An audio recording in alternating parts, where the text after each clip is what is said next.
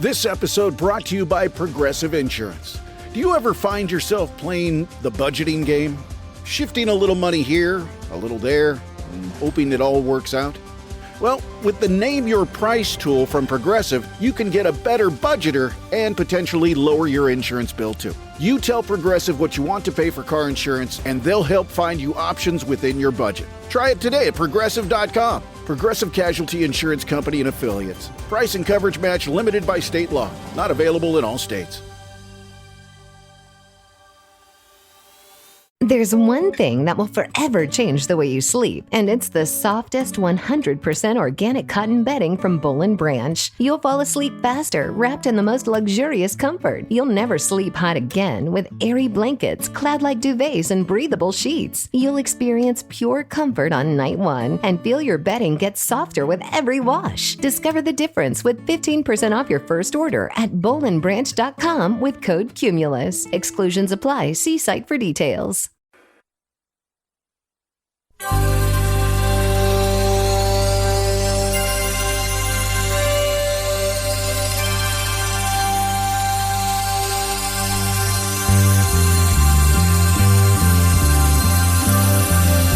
It's the Bob and Tom Show.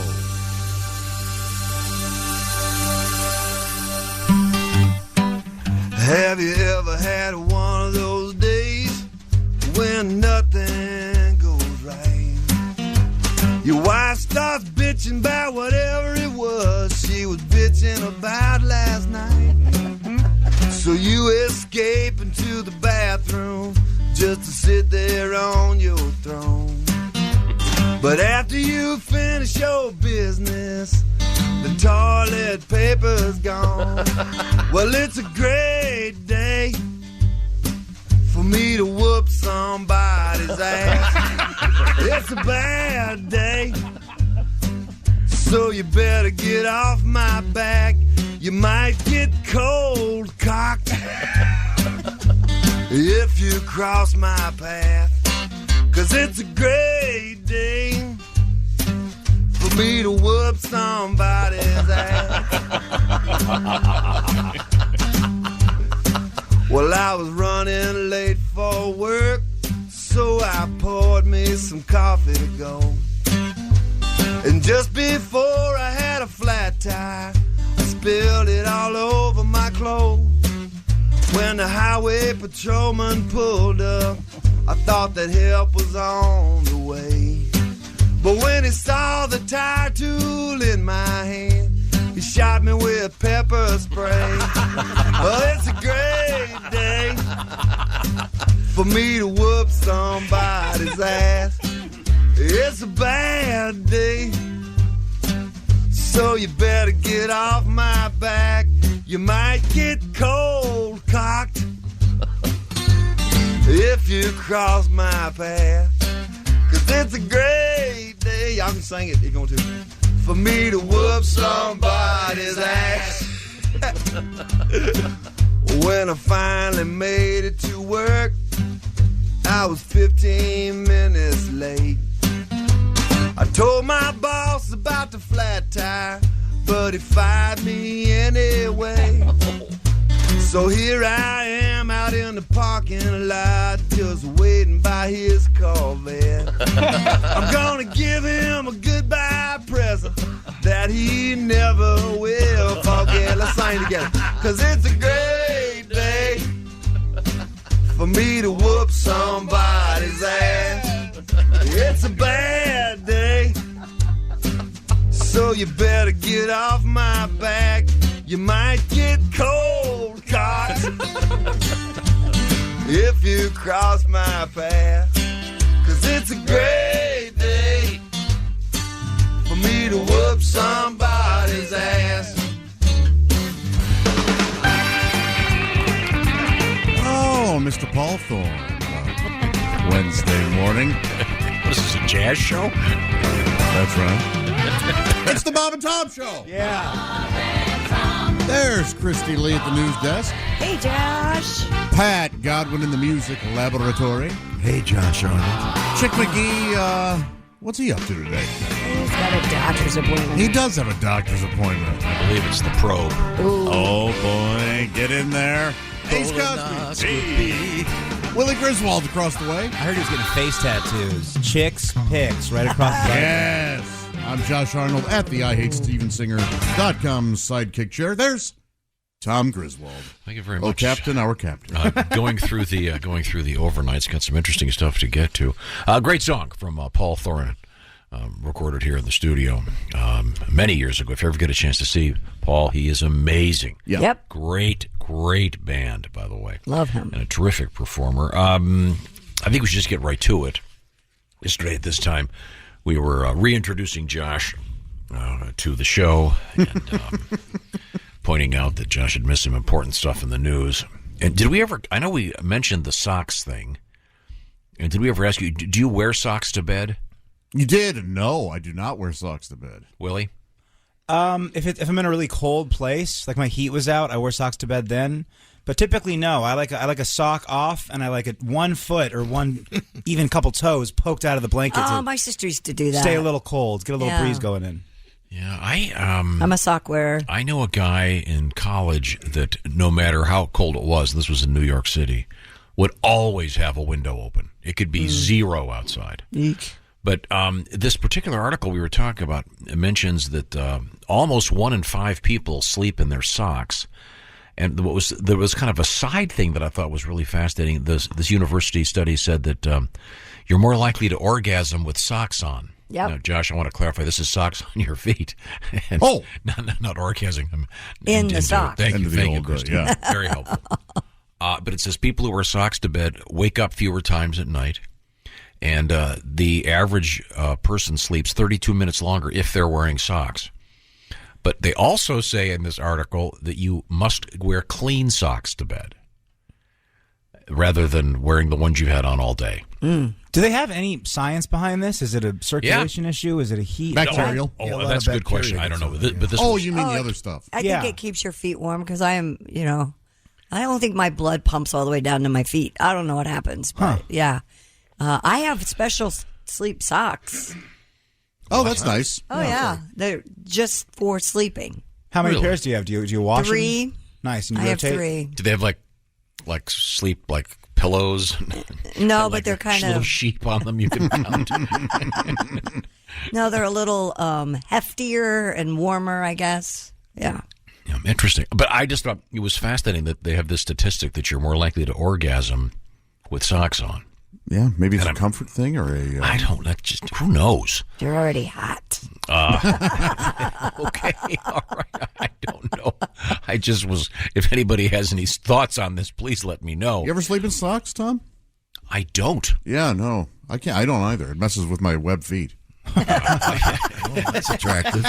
And then Christy, I was not feeling well on Monday, and I completely misunderstood Christy. What do you mean? But I think maybe you, Pat, I don't know, Willie, maybe you're with me on this, Ace. Christy said her mother told her not to wear panties at night. Right. I thought you meant Right. And in the evening. Did anyone else think that meant, okay, get home from work and take off the No, panties and That's air it what out? I at thought, night when you're sleeping. What did you, Pat? I thought it was in the evening, not sleeping, yeah. Yeah, I didn't 'cause you're perceive it as a sleeping thing. Horny all the time. Oh, I am. I thought it was for bedtime. Thank you, Did you Ace. pick up the bed thing? Yeah. Okay, I'm sorry. Well, I was not feeling well, so. But your mother told you do not sleep in your underwear. Correct. You got to let it breathe. Boy, hope it doesn't snore. Let it breathe. I think we're done. Christy, I like to wear boxers and not boxer briefs for the same reason when I sleep. See? I like things to be kind of. Yeah. I like a breeze to be able to go in and out down there. Yep. You guys, I'm naked every night. Yeah, me too. I don't sleep with anything on. I sleep get naked? too. Mofo. I'm El too Mofo. weird about ass matter. Getting in the bed sheets. Oh boy! Do Oh you boy! shower? Do you shower right? Are you? Is that a tear of pride? I That's see. like father, like son. I literally was going to say that's why I had my hand up. Yes, ass matter. I worry about that too because Do you- you sweat at night. Do you shower right before bed? Occasionally, not every night. So you'll potentially be setting up things in the garden, raking the lawn, and then you'll go inside. If I do stuff like that, it's a shower. Okay, cool. If I do nothing, it's not a shower. Okay. You used to sleep naked, I thought. Yeah, and then I've develop, An aversion to ass matter? All very clean. Yeah, Medical aversion to ass matter. and I don't sleep on my back, so I'm either No, on my but it's side or- Ace. Without going into too much detail, if you have white or light sheets, Yeah. and say you do it like a little scoot to get out of bed, and then you go to make the bed the next day, and it looks like there's a hey, look, the 20-yard line is now a little. That doesn't happen. and you're the king of wipes, so Yeah, I know. I the thorough, but yeah, I guess now, Josh, what was the phrase you used? I'm naked every night. Is that what you said? Yeah. Could you title your next album "I'm Naked"? I'm naked every night. Sure, naked every night. I like that. That'd be great. Is part of you worried about a home invasion at all, and then you have to wake up and get to action? I have not considered a home invasion, but I have considered a fire. Do you keep pants right by the bed?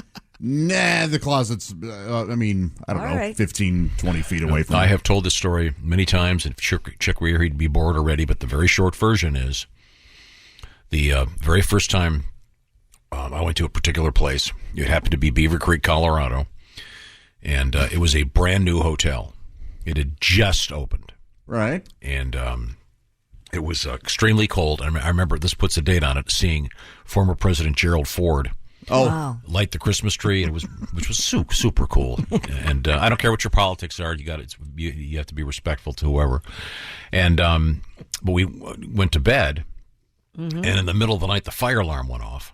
Oh. And my nieces Daisy and Poppy were in the next room, so the fire alarm's going off, and it was literally 17 degrees below zero. I'll never forget it. And so I had no clothes on, but I wanted to make sure that the girls were going to awake because they were at the time, teenagers, whatever. Right. So I rushed to the door, not thinking, because the fire alarm's going on. I go out in the hallway, door shuts. I'm naked, beating on the door of two teenage girls. Yeah. By the way, the place wasn't on fire. What had happened was the pipes had frozen, and it set all the alarms off. And but lesson there. Yeah, maybe you want to have a towel or something right by the bed if you're a naked sleeper. Yeah. But if you have a naked sleeping adventure story, by all means, let us know. Bob and Tom at bobandtom.com. I was in a hotel one time when the fire alarm went off and crawled out the window because the roof was like right outside my window. It was in Boston. It was near Harvard. And I just crawled out my window and stood out there until I got the all clear. I was able to do that. It was just a news story yesterday about a place where people were doing the old tying the sheets together. Hell yeah. I mean, why would I go out in the hall when I could get out my window? I did it. Then when we come back, remind me to tell a story about Willie, me, Columbus, Ohio, and the hotel. Okay. You'll see why it's significant. But first, a couple quick things.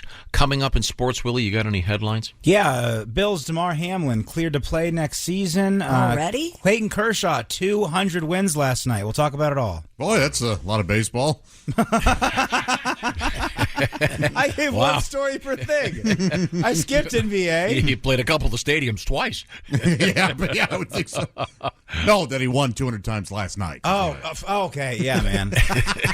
I got to wake up. This first break, every day, there should be just a special thing. We should just do a podcast called First Break. Certain staff members not guaranteed to be awake. Others have already taken a nap. Right now, that's quiz time. Christy Lee. Yo. Your sleep number setting is? 40. Which means? It's on the softer side of a mattress, I guess. I just moved into my new house, and I got my Sleep Number bed back. Oh, my God, am I grateful. Yeah. And the folks at Sleep Number, by the way, incredibly helpful. They came over and helped me out do a couple of things to it, modifying it, if you will. 8 out of 10 couples prefer a different mattress firmness. So if Christy were over at my house and she wanted to stay over, she could set the Sleep Number at 40 so she'd be comfortable. My guy is 100, so he's perfect. So there you either go. side of the bed has a different setting, and 8 out of 10 couples differ in how they like it set. That's just the beginning of the various ideas that are executed so brilliantly by the people at Sleep Number. First of all, a Sleep Number bed lasts longer than a traditional mattress. Also, it is adjustable, so everybody's happy. Plus, they have other features depending on which mattress you end up getting. Certain Sleep Number beds, you can have what do I want to say? You can raise your head, raise that level, which may help you with snoring issues. There are heating and cooling things that they've got developed. It's just really cool and worth checking out if you're thinking about getting a bed. Don't just get one that just suits you and not her or him or whoever. Choose proven quality sleep. You know how important sleep is. I don't have to tell you that. It'll help you be your better self if you've got some good rest. Your brain needs to be in chill mode to function properly. And believe it or not, sleeping is one of the key issues there. Also, right now, if your brain is smart, it's going, how can I save some cash? Well, how about saving a staggering $600 now on Sleep Number's most popular 360 smart bed. And by the way, special financing is available for a very limited time, subject to credit approval. So if you're thinking, act today by checking out sleepnumber.com/BT show. That'll direct you to your Sleep Number store. Once again, sleepnumber.com/BT show. Coming up, we have another story about bear meat. Speaking of sleeping bear in the news, this is bear, rawr, bear. Also, we have... I've already been into communication with Jess Hooker. I got a recipe for her that involves King Charles. We'll be eating that coming up in a couple of weeks. This is the Bob and Tom Show. This episode is brought to you by Progressive Insurance. Do you ever think about switching insurance companies to see if you could save some cash? Progressive makes it easy. Just drop in some details about yourself and see if you're eligible to save money when you bundle your home and auto policies. The process only takes minutes, and it could mean hundreds more in your pocket.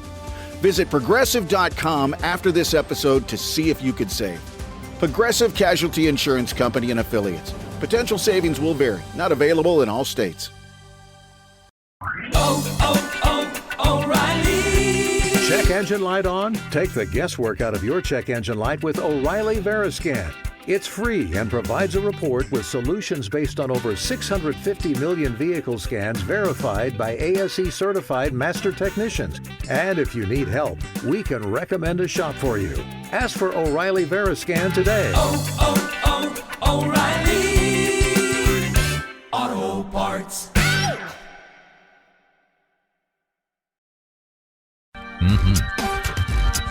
Welcome back to the Bob and Tom Show. There's Christy Lee at the news desk. Hey, Joshy. Hi, Pat Godwin in the music laboratory. Hello, Josh. Ace Cosby running the engineering side of things. Howdy. Willie Griswold across the way. Good morning. He's got sports because Chick McGee is at the doctor's office, making sure. I don't know. All I want to say is this may involve those miniature spelunkers. What was that movie where they? What was that movie where they miniaturize The them? Fantastic Voyage? Was that Fantastic Voyage? Yeah. They go inside the body. And, Donald Pleasance. And yeah. I'm Josh Arnold at the IHateStevensinger.com sidekick chair. And Tom? Wouldn't that be funny if someday we're at that level? The doctors and the nurses are preparing to go into the shrink mode. They'll be taking the ass capsule. But I did read somewhere that as fantastic, if you will, as that movie was, where they actually entered a human body by shrinking themselves. Mm-hmm. I read somewhere that there's a thing. It looks kind of like a capsule you take. Tiny pill, with a pill with a camera. And it's got a camera in it, right? A light and everything. Yeah. And it photographs the inside of your intestine. Yeah, we've done that story here. Sure. Actually. But on a serious note, he's having some routine tests done. The test, which is very important. Talk to a medical professional, and it's really important to get that done. And I've got a couple friends who didn't get that done, and they can't be listening right now. Yeah. Unless they have a speaker 6 feet down. We have a couple things. I like it when people pay attention to the show. Dear Bob and Tom Show. Tom, I have a question for Ace. Hates us, then, doesn't he? Josh was just saying that he always sleeps naked. Yes. I was curious. Does Ace sleep naked? Yes. And then he says, if he does he blow holes in his sheets just like he does in his underwear? Sincerely, Kyle from Peoria. Thank you, Kyle. That's a no. No. Okay, just asking. I think you set yourself up for that. We have also, this is a really interesting letter. It says, Josh is right on with his entrepreneurial mindset regarding Christie's game-worn panties. Oh, not this again. Now, you want to tell me what this is about, Josh? Sell them. You should be selling your panties and socks and just making bank. No. Diane Sawyer does it. Diane Sawyer does it. Oh, maybe that's not who I'm thinking of. Sorry. Maybe it's Stormy Daniels. I forget. It goes on to say, this is from Brett in Wisconsin. I was watching a woman I follow on Instagram. She is a do-it-yourselfer on home repairs and remodeling. Oh. She works all day in a thong, socks, and boots. Really? What? In the afternoon, she works in briefs, socks, and boots. All right. Occasionally, she wears a hat and a T-shirt. She announced she will be selling her work-worn shirts, etc., online. By the way, $50 for one, $80 for two. Oh, dude.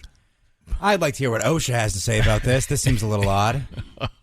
Well, sometimes when depending on what tools you're using, the less clothes, the better. Sure. Well, you don't want to like get a blowtorch or something. Yeah, you got to be. You don't want to lean into your radial saw and have a nipple chopped off. Right. Yeah, but it's better than a sleeve getting caught in there. Don't do any welding. Yeah. I can remember Mr. Tappenden, one of our great shop teachers. He always had the coat and tie on, but he always had the tie tucked in. Oh, he should have. Now they would take it first. off. Yeah, no kidding. But he was a kind of formal guy. Sure. Always I would imagine yours. crisp white shirts. I think at your school you had to wear a tie, didn't you? Yeah, but white button-down shirts with short sleeves. Oh, okay. That classic look. No. I don't think kids should wear ties to school, but I had a few buddies went to Catholic school, and you'd see them 17 at the end of the day, and they'd have their tie kind of taken down and a few buttons on, and they look like the tiniest little accountant who had a rough day. Man, that's a good time. Yeah, that is really funny. This lady apparently selling her stuff. Brett, send me the more info so we can figure out who this is. By the way, he goes, P.S. Tom, she's very handy if you need help installing those air vents on the floors where you almost tripped and killed yourself. By the way, they covered that up yesterday. Oh, good. Nice to hear it. Yeah. Is your shower working yet? Nope. You'll be glad to know this is the world we live in, and this is a 1%er problem. I apologize. The control things for the shower, Yeah. they came yesterday. Oh, is that what you were waiting on? They don't fit. Oh, that's annoying. Yeah. I've got a letter regarding that problem. Chris writes in saying, Dear Bob and Tom Show, I finished the pod from yesterday. I have to say, Willie inviting his dad over to take a shower with him and to do the car wash with him gave me the biggest laugh out loud driving down the road. To explain, the car wash is when you invite your friend, your significant other, into the shower, and you sing the song, At the Car Wash. Yeah. And then you can make a little thing, you can go, At the Boob Washer, and you're getting sudsy. It's a great time for everybody. Oh. I have not heard of this. We're not surprised. You've done the car wash? I'm not saying, but I'm just surprised that, surprised that you haven't. Have you ever had your, maybe I shouldn't ask you this. I've had... I'll ask Josh. Josh, have you ever dialed in Tokyo? No. That's no woman likes no that. one. Ace? No. The old tune in Tokyo deal? No. How's that worked for you? Yeah, has that ever worked? Has that ever gone Put it over? this way. The last time I tried to dial in, it was an AM station. So the reception wasn't good? Yeah, and I think the hit was playing was Having My Baby by Paul Anka. Wow. Yeah, that's interesting. No, there were certain kind of moves like the car wash. And, certain kind of moves. Yeah, but the fact of the matter is I'm in this new house, but the shower isn't done. So car wash is fun, man. Scratch some there's head, a shower. There's rub a shower. some boob, hang elbow in the corner of your shower. Could you get it going with some channel locks? Like, are the knobs there to where you could actually... You don't want to touch... For all those plumbers out there listening, you don't want to touch high-quality plumbing with channel locks unless you really know what you're doing, or you're going to wear off the flanges that everything hooks onto. I'm not touching that stuff. Can't you just go to the hardware store and get some fixtures for the time being? this shower's, it's got like a thing in the ceiling, and it's got like a thing that shoots off in the side. You're not going to be able to figure this out anyway, no matter if you had That's controls probably or the not. case, but at least they'll be able to bathe. You are so blessed to be able to afford the problems you have. It is. I mean, you are the luckiest man to have. Oh, wait a minute. He has to put up with us. You think so? I think we're helping him out. I can only imagine what he's putting up with. Yeah, I finally found out a way to not kill myself when I get up in the morning, and that Turn is the lights on. Just to Well, that's the problem. Some deep breaths. No, if I turn on the outside light, it gives off enough light that I can see where Well, the you don't door wake is, so I people don't up, walk into yeah. the door again. Oh, I know these are dumb problems. We'll get it all fixed. Yeah, no, you're too accommodating to the people you live with. You need to. That's right. I make the money. I'm awake. I'll turn on any light I want. Deal with it. So, Josh, you're not familiar with waking up with, I don't know, chocolate pudding on your face, a hot frying pan on your feet. When we were kids, you'd wake up at like 3 a.m. and right away you'd turn on the radio and the TV in the kitchen. You get the bacon frying. Come in, boys, turn on the radio for us. And we were up. We were going, man. you guys got up early. It was quite the... And you had bacon Well, and eggs you for guys us? had to be up in though. here, because It was he the best. You guys lived just with me, so you'd come. Then you'd come into work with me, I got to watch Full House at 5:30 a.m. Great morning. and then Sam would do all his homework here. It was Yep. Oh, he was a hard-working kid. That's you guys get Paid off, didn't it? you guys got to meet. I mean, think about who the people you got to meet. Dave Attell, Dolly Parton, Peter Greg Warren. Frampton, Robert Schimmel. You know, I remember meeting Chad Zumach. the Colts quarterback Edgerrin James, and then I had to go to school, and I was like, "This school sucks. I want to talk to Edgerrin all morning." what was it? Was Edgerrin he was the running back? Yeah, right? Colts running back. Okay, yeah. You met all these incredible people. Yeah, I when you were brought little Ted boys. Nugent coffee one time. Yeah, there you go. Really? Yeah. Is there venison in this? There better be venison in this. Spill it on him. Yeah, Peter Frampton gave me a guitar lesson before I went to school one day. Wow. Tim Wilson called Eric Clapton's old keyboard player, Bobby Whitlock, and me and Bobby Whitlock had like a 10-minute conversation about blues piano before I went to school. That was 7:30. probably a better interview than the one we had with Bobby Whitlock. God, I remember that. That was so cool. But yeah, I just like to get up in the morning, Josh, and be respectful and quiet. Of course. No, I do the same thing. But yeah, again, when you're in, it's like you're in a hotel room for the first time. You're staying in a hotel room and you don't know where anything is, and you get up and walk into the closet or whatever. yeah. Sure. Now, but I have a thing now. If I'm in a hotel room, I leave the light on in the bathroom. Yeah, that's a And trick. leave the door open. And crack open the Yep. door just a enough so little I can bit, yeah. see. Yeah, For I've always monsters. done Oh, that. so you can see. Yeah. No, yeah. That's why I Don't be do it ridiculous. too. Yeah. I check for monsters. That's why I always demand in my rider I'd like a small canoe oar so I can wave it underneath the bed to keep the crazy monsters away. Let's see now. We got more letters here. This is, again, involving the shower. And we were talking about showers just by chance because we had that survey about what people do in the showers, et cetera, et cetera. And Yeah, whether they eat, drink, pee. yeah, I don't Spank snack. it. I don't snack in the shower. But No. apparently, Willie, you say you do an occasional brew and a little beer in the shower. Sometimes. A shower beer, there's truly no pleasure greater in life than a nice... You go on a walk on a Friday afternoon, you're getting hot, about to go get an Uber, meet your buddies at the bar, you hop in the shower, enjoy 2 Miller High Lifes. Life is good, man. Oh, you'll have 2 shower beers. Oh, and I've never had more than one. The first one is good. The second one gets the job done. Yeah, but Champagne wait a and second. bottled Hold beers. on. Now, is the second one on ice, or has it all been getting all warm in the shower for 10 minutes? It stays the integrity of the bottle. The fine people at Miller High Life, it's a blessing in a glass bottle that we get. Yep. Because as it goes up, as it tapers, it traps the cool down, and it gets this beautiful condensation around, and the condensation drips down you as you. Man, I'm gonna cry. I'm so worked up right now. I love really this like shower. this. Maybe this should be the new merch you sell at your comedy shows. Willie has a special one. Wait, stop talking. Stop talking. I got this is dope. Just don't. I got an idea. Just Okay. let this cook. I got some emails to send. Well, let's see now. I got to get to another letter. But wait a second. Is this the car wash. Is this the song you want to play when you're I thought that was my keyboard. getting in the shower with a lady friend? So here's what you can do. You can take this clap. That's their boobs. You're smacking them together. Oh, I see. Or butt cheeks? Or buddy. I mean, you're an innovator, Josh. Now, do you need to have the song playing, or you just do it on your own? Oh boy, either way, but it's better if you can get it going on your own. And then as you're slapping her boobs together, she goes, eh. Every now and again, like that noise.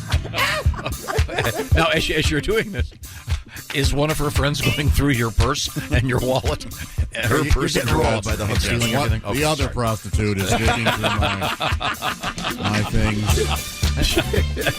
I'm going in the shower now. The car wash. Once again, a new shower technique.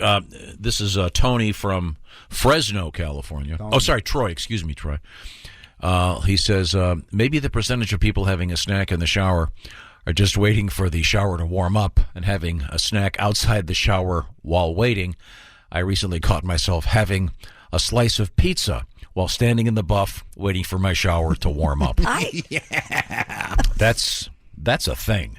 It's a thing? No, I mean, how long it takes the water to get hot? Oh, yeah, this morning that was a thing, yeah. Depending on the nature of your house. My old house was kind of a ranch, but some of the water supply was pretty far away from the heater. Took a while. Yeah, so yeah, I could see. And he's in Fresno? I thought it was illegal to sit there and wait while your shower ran. Yeah, cold shower or nothing, buddy. Yeah. Oh, you got 2 minutes. What the hell? Got to irrigate those grapes. The Enviro Police. Right. By the way, they lost one yesterday. What do you mean? What do you mean? The what is it? Where was it? Berkeley, California. Oh, the natural gas thing. Yeah, they sure did. They were trying to ban the use of new construction for, what do you call it, for gas cooktops and gas ovens and gas water heaters and all that. Oh, gotcha. A judge said, no. Thank you very much. We'll find out about that coming up. By the way, this is from Dwight. Speaking of having a snack in the shower, not too fine a point here, Dwight. Dear Bob and Tom, is having a Hooters waitress in the shower considered a shower snack? Yes. Oh, Yes, it is. It is? Okay. Wow. And the sauce wipes right off in the shower, too. Isn't that something? You don't need those wet wipes. Okay. Well, we'll find out more about what you do in the shower coming up. Also, we have some interesting news headlines. I'll just put this question out there for you to think about. What do you think the most common name in the United States is? Male or female? Well, either one, but let's do male for the purposes of the news story that involves a male name. John. I'm going with William. Tim. All pretty good. I can't play. What? Oh, you know the answer? Okay. No. All right. Okay. Well, Do I know the answer? I don't know. we'll be talking about that coming up in just a few minutes. You got a teaser for sports, Willie? Yeah, we got NFL news. We got NBA playoffs updates. The race to the Stanley Cup updates. We got a lot of stuff coming up, man. Okay. Also, And you Luddites out there, you better get your queue cleaned out because Netflix is going away if you get it by mail. That's still been a thing? Yes. yeah. Yes. Yeah, this is one of those news stories that I didn't know it existed until I just found out that it's not going to exist in a couple of months. I actually know a couple who still get their DVDs in the mail. That's cool. Yeah. I just didn't know it was still available. Yeah, only about 1 million people still do it. That's way more. That's still enough. Yeah. I would like to go on record saying there are many movies out there that you may love. You probably should get on DVD before they're pulled from streaming because they're politically incorrect. Your Blazing Saddles of the world, et cetera, et cetera. They'll be thought policed off of streaming real soon. I don't think that's true. I think people know that Blazing Saddles has a lot of the right intentions, to be honest. Well, that one, maybe. But I think it has the right intentions, but just because the part of it was written by Richard Pryor doesn't mean that people are going to accept it. You just never know what's going to. I mean, look what happened with Dire Straits and the song "Money for Nothing." I have that CD. Yeah, if you want to hear that streamed, you're not going to hear the original. That's next to my Lou Reed. Yeah, I've been saying. I was surprised "Take a Walk on the Wild Side" was on the air in 72. Me too, but I've still heard it. Yeah. I mean, you ever heard the kids' version of that? The kids' version. Well, and anybody who Take a thinks Lou Wild- Reed was a racist just doesn't understand No. anything. Kids Bop, they do it. Oh, Are you serious? they did the Kids Pop. No, I'm making it up. Oh, good. I was Can going to you say. imagine? All right, children. This next part, you're going to have to sing. Well, it's a term we don't use anymore. Sorry. What I want to talk about now is Mother's Day. And how about that mom you've got, huh? Or those moms, maybe you're married to a mom. She's a mom. She's a mom. Oh, you mean mother to your children? I understand. Dear Steven Singer, would you please ask Josh to stop talking during Tom's announcements about Steven Singer Jewelers? I did not marry my own mother. The point is, there are a lot of moms out there. Get him something nice, won't you? One of the great places to go is Steven Singer Jewelers at IHateStevenSinger.com. And among other things, he has the brand new neon green 24-karat gold-dipped rose. This will light her up. It's really special. There's one right there in front of Josh right now. If you're watching on the TV, it's a rose that lasts forever because it is a real rose, and it really is dipped in 24-karat gold. They start at $59. They ship for free in a premium gift box with a personalized Mother's Day card from you, of course, and a full lifetime guarantee. So, by the way, all the stuff at Steven Singer has the guarantee. Get all the details, and don't forget, bracelets, huge for Mother's Day. Necklaces, earrings always a good idea. And show how much you love her, especially if she's the one that changed your diapers. You know what I'm talking about. There's a lot of work being a mom, so do something nice for that mom out there. And you can take care of it just like that by going to IHateStevenSinger.com. If you're in your car, pull over, spend a few minutes, pick out something, get that done, because Mother's Day is just around the corner. IHateStevenSinger.com. Coming up, some sporting news and some more of your letters. Bob and Tom at bobandtom.com. This is the Bob and Tom Show. Text us at 888-262-8661. More Bob and Tom next. State law. Roof. Welcome back to the Bob and Tom Show. The lovely Christy Lee is here. Oh, thank you, Joshy. The handsome Pat Godwin over there. Why, thank you, Josh. The The regular one couldn't come in. Hey. The devastating Ace Cosby. You got it right. The ravishing Willie Griswold. I love adjectives, man. Oh, aren't they something? Very descriptive. Very descriptive. The humble Josh Arnold here at the Oh, really? The regular one couldn't come in? IHateStevenSinger.com sidekick chair. And there he is. My gosh. The incredibly... You let him fill in the blank. The incredibly, you fill in the blank, Tom Griswold. Well, thank you.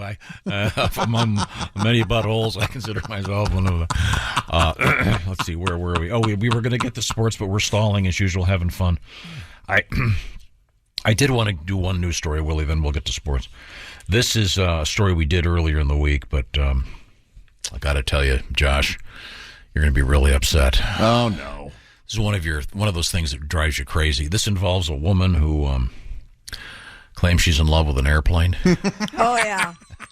All right. And do you remember the one about the lady that, what was it, she married a pirate ghost? Yeah, then she got divorced, remember? That one was sad. I felt bad for those kids. I thought they were going to make it. But this, an airplane, huh? An airplane. Yeah. Yeah, said she experienced some turbulence once, and that was enough. It changed her for life. Yeah.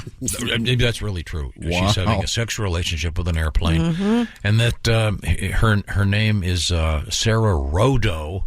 She's 23, and as Christy pointed out, she experienced turbulence while trying to date fellow humans. She discovered her true love on her first flight aboard a Boeing 737. Boeing 737. Yeah. Oh, boy, that's not a small... She's a size queen, huh? Yeah, but she now is dated, it says, many planes. Many planes. Uh-huh. And by the way, she says, the wings are the sexiest part of a plane, and size doesn't matter. So she's obviously a lunatic. Yes. Well, now that's a quick jump.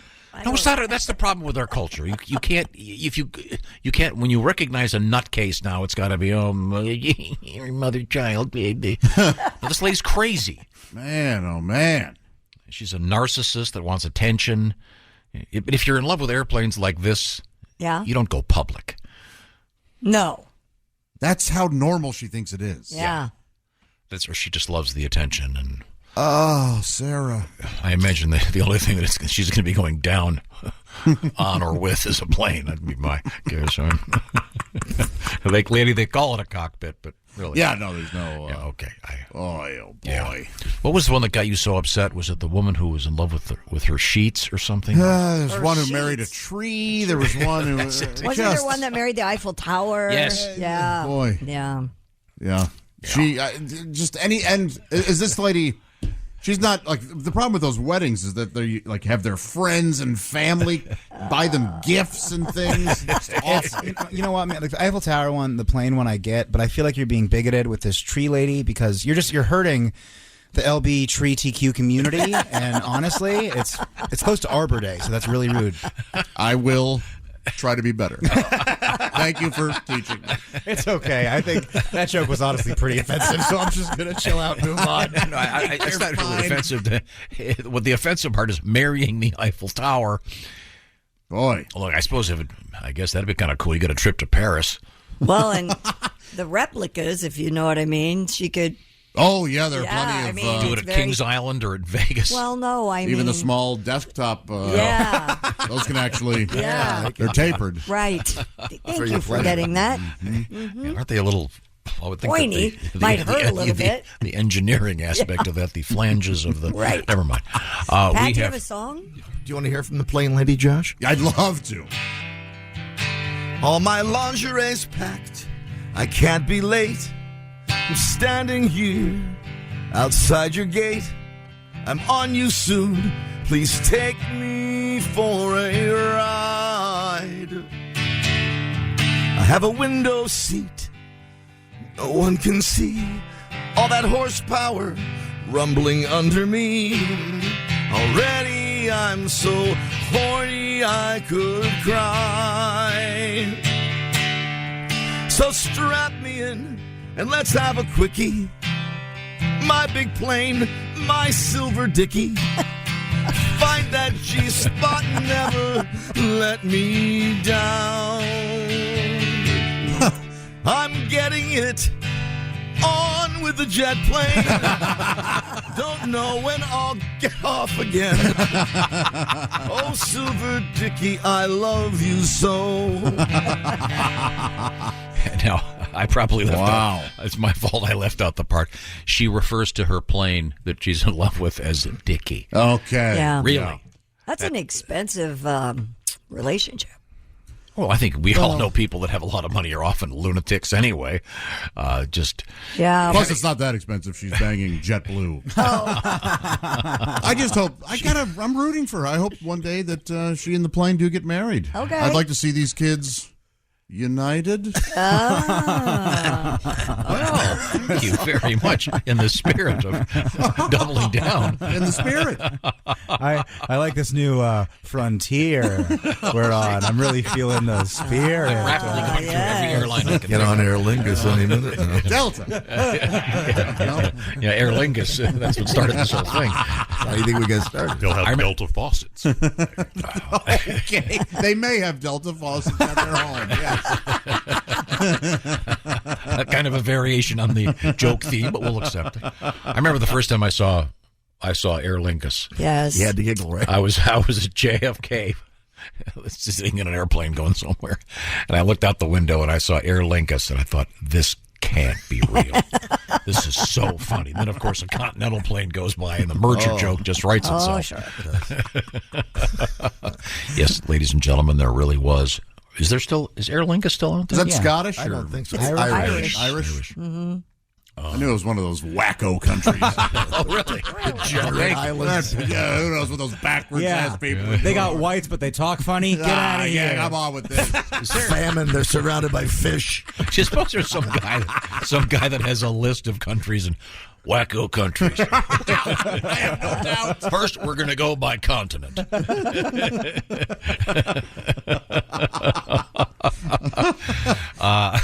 Sorry, I was completely off any topic. Thanks, Pat. That was very. I hope she gets help or finds. I don't know. No, I hope she jumps out of a plane without a parachute. I certainly wish her the best. Recycles her tissue, and then the world will be a better place. Recycle her tissue. They had a fight, and she just jumps. Oh no. Okay. You don't listen to me anymore. Coming up, Have an affair with Toronto. I'll try this way. Pat, do you know what what snooker is? The English game. It's like the billiards. Yeah, yes, like kind billiards. of. Yeah, kind of. And I'm. My aunt and uncle had a snooker table. Is that? My college roommate was from Toronto, and he was into snooker. Yeah, but It's I never. smaller than a regular billiards I table. forget the distinction. I think it's a full size table. Oh, okay. And I forget it. Which is the one that doesn't have holes in the table? Oh, I don't know. In any event, believe it or not, there's snooker news coming up in sports. Okay. Not to mention a great story about DeMar Hamlin coming back to the Bills to play in the NFL. So that's a story we've all been hoping. Oh, that's for. the Hart guy? Yeah. Oh, yeah. Okay. So that's cool. And then there's also a really cool story coming up involving something that was in the sky over Alaska over the weekend you might have heard about. Chinese spy balloon? No. Was it a Chinese spy balloon? They're all down here. Don't be ridiculous. It started in Alaska. They float this way. This is a really cool thing. Did you see? Anybody see the pictures of the so-called sky spiral? I did. It's the coolest thing. We'll find out what it was and what it wasn't when we come back. This is the Bob and Tom Show. Thanks for listening to the Bob and Tom Show this morning. Even though we're not too much to look at, you can also watch the show on our YouTube channel. Over the past several days, 3 females have been found dead. Looks like someone's going after these girls. Then they have to know to watch their backs. Streaming now. You really want what happened to this woman happen to you? Exactly why I need to keep going on this. Starring Emmy Award winner Amanda Seyfried. I'm worried about what you're gonna find. So am I. Long Bright River. A limited series. Streaming now. Only on Peacock. My dad works in B2B marketing. He came by my school for career day and said he was a big ROAS man. Then he told everyone how much he loved calculating his return on ad spend. My friends still laugh at me to this day. Not everyone gets B2B, but with LinkedIn, you'll be able to reach people who do. Get a $100 credit on your next ad campaign. Go to linkedin.com/results to claim your credit. That's linkedin.com/results. Terms and conditions apply. LinkedIn, the place to be. Hey, it's the Bob and Tom Show. Nice to see you all. You're looking good. Hope you're feeling good as well. Christy Lee, how are you? I'm good, Josh. Thank you. Thank you for being at the news desk. There's Pat Godwin in the music room. Hey, Josh. Ace Cosby across the way. Hey. There's Willie Griswold. Good morning. Sitting in, he's here with us every morning, and right now he's filling in for sports momentarily for Chick McGee, who's getting his beehole looked at, and then he has to go to the doctor. Yeah, lucky it's not his a-hole. Wait a minute. I just thought of something.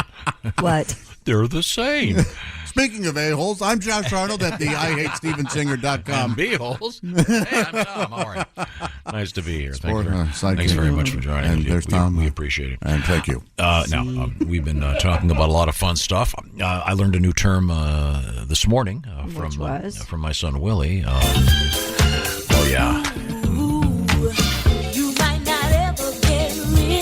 This is a fun one, isn't it? Great song. This is Rose Royce. Hilarious. And she's singing about the car wash. Rose Royce. Now, Willie, would you mind explaining again what the car wash idea in the shower exactly? Yeah, you get in the shower, you bring your lady, your fella, whoever, and you give them a little rub down, make them nice and soapy. And you're doing whatever you want to do in there. You're playing with the butt. You're playing with the boobs. Maybe you're doing the hair a little bit. Give them a little head scratch. Whatever feels nice for you in the car wash. And if you want to, you can sing this car wash song. Oh, there you go. Sure. Doing a little detail work in some particular crevice. Oh, yeah. Time to lather up that boob. Oh, my goodness. Yeah, sometimes you want to be more subtle. It looks like steel wool. Let's shave that baby off. Whoa. Do people still use steel wool? Do you guys have any of those SOS pads? I do. Oh, Absolutely. they're great. Yes. Although I recommend wearing rubber gloves when you're using them. Yeah, I do too. Are you like stripping a cast iron pan of its seasoning? or No, something? you don't do that. No. But you can use it for other things. Huh? Yeah, there are certain things that comes I in use them for handy. my cookie sheets a lot. Okay. I love it when this show dips into DIY tips. Coming up, we have interesting news in the world of names, we have an update on the famous bear meat vending machine in Japan. Oh, that's right. Also, good news in sports, actually, coming up but with regard to Damar Hamlin and the Buffalo Bills. Willie, you got that story? Yeah, let's do it right now. Buffalo Bills safety Damar Hamlin took to the podium and declared he's ready to resume his football career some 4 months after going into cardiac arrest and having to be resurrected on the field during a game. It is miraculous. That is miraculous. Hamlin says his heart is still in the game and adds that what happened on the field in Cincinnati isn't the end of his story. He spoke after participating in the team's voluntary workout program on Tuesday. Bills general manager Brandon Beane says Hamlin was cleared to play after a meeting with a third and final specialist on Friday. The second-year player from the Pittsburgh area collapsed on the field after making what appeared to be a routine tackle in a January 2nd game against the Bengals. I wouldn't even play Madden. 23. No kidding. Boy, they really haven't. They have yet to come out and say what it was. No, they did yesterday. They did say have they officially said? The story I read yesterday said yes. Yeah, same here. I think they do. When he got hit at exactly At the right time, There's okay. like cardio. They pretty much know, but it's so weird. It's a fluke, yeah. Yeah. Right. But it does happen. Yes. Especially to, what did I read? High Baseball school players, right? Was it high school lacrosse players or something? Yeah, Martial it's anything where you artists can and stuff where you get can kick. beamed with a very small ball. So baseball, lacrosse, softball. And just at the right time, it's or the wrong time, depending on how you want to. I hope that the EMTs, who really are responsible for saving his life, I mean, there's no question that they were so expedient in getting to him, have lifetime suites. Sure. The exact diagnosis doctors gave him is commotio cordis, which is when something hits an athlete's chest directly over the heart that can cause cardiac arrest and ventricular fibrillation. That's what they had speculated about for a month. So they're finally saying that's what it was. Yeah. Yes. Isn't that crazy? Man, what a weird thing. But God bless him. That's great. Now, do you think it'll be tough for the coaches to put him in? Well, I don't know. Is it going to be, hey, look, today we got a big game this afternoon. Tomorrow you'll be handling the Gatorade dump. I think you'll look at him and go, you want in? Are you ready? And he'll say, he'll let you know. Man. Yeah, he's a badass. Crowd's going to go nuts. It'll be, oh, God, can you imagine? It'll be great.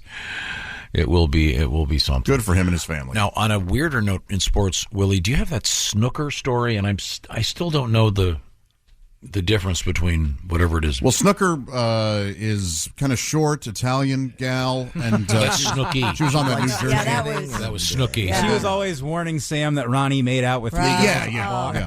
So that should you shouldn't be confused anymore. But yes, Jersey Shore is different. Snooker is actually in the news today. A pair of climate activists vandalized a snooker table during the World Snooker Championship in Sheffield, England. Play was interrupted when a protester wearing a Just Stop Oil T-shirt jumped on a table and released a packet of orange powder onto the green baize. Helpful. Yeah. So this thing looks like a pool table. Sure. Yes. It has 6 holes. And it looks like all 4 people watching this thing were not hurt by the orange powder that this climate activist brought along with him as he drove there in an automobile.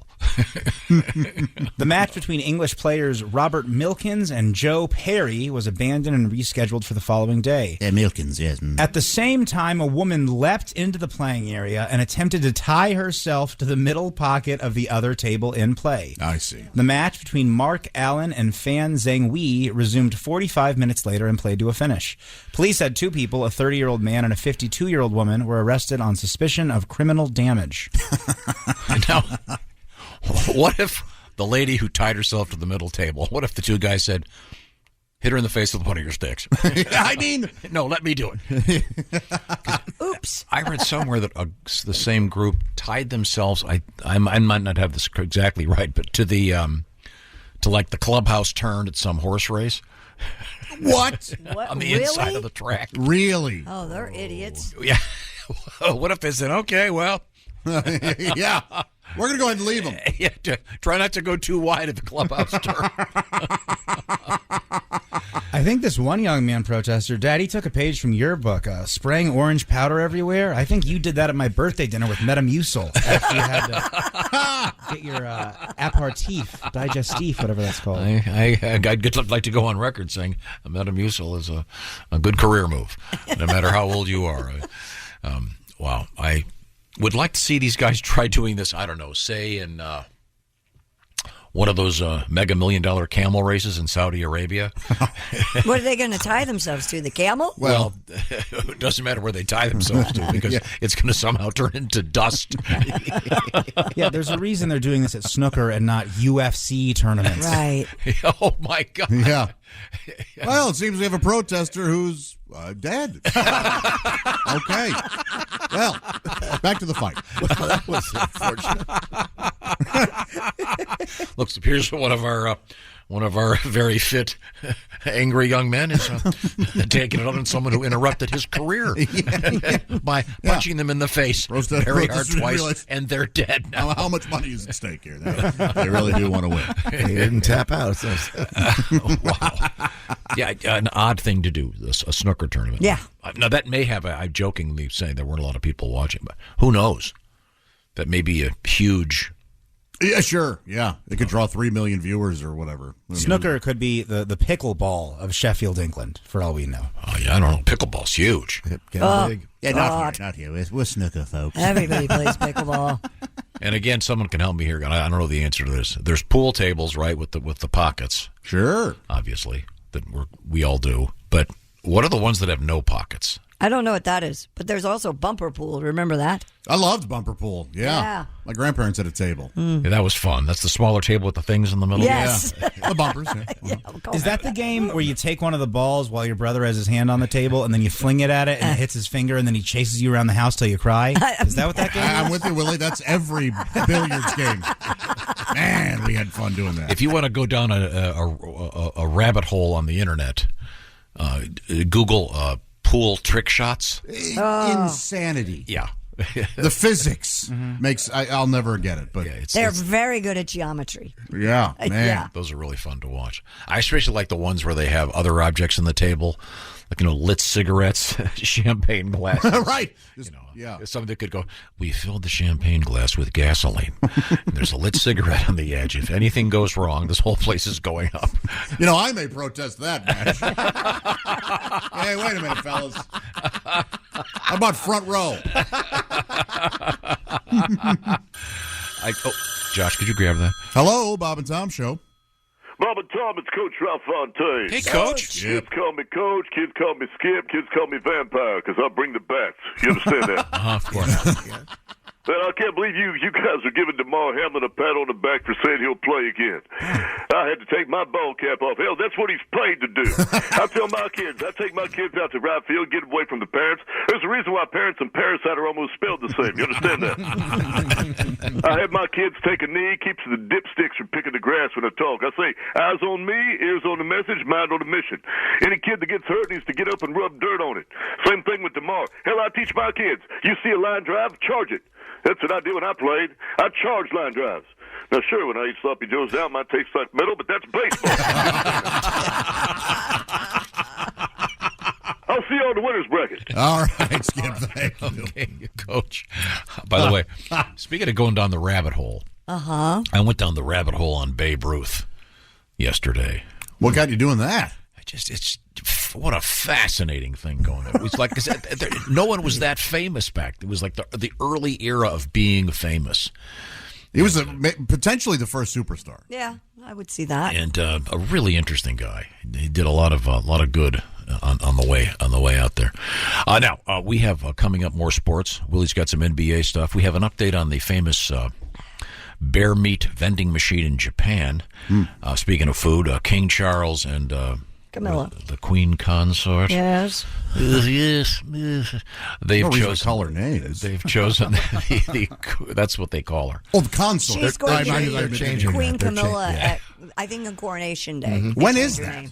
May 6th. And by the way, if you care about any of that, please change the channel. Oh, my friend's having a party that morning at 5 a.m. Would you like to my come God. over? Can you please record it? Because I need a new car alarm. Any good American will be hungover from Cinco de Mayo, all right? Good point. I'm not participating in other countries' cultures. What Just day of the American. week is May 6th? Wait a second. Saturday The Cinco de morning. Mayo thing is. Cinco de Mayo is the most American holiday I can think of, buddy. Coronation and the Kentucky Derby aren't the same day, are they? It might be. Wow. That's a long... That is a terrible day for big hats. My goodness. Yeah. If you're a big hat maker, you're going to be... This is your tax season right now. Oh, yeah. Same day, May 6th. If you're, big day for horse a fancy milliner. Now, isn't the coronation at 2 a.m. or something? Yeah, that's why. Well, the party starts Here. at 5 a.m., Right. so it's. Oh, okay, yeah. all right.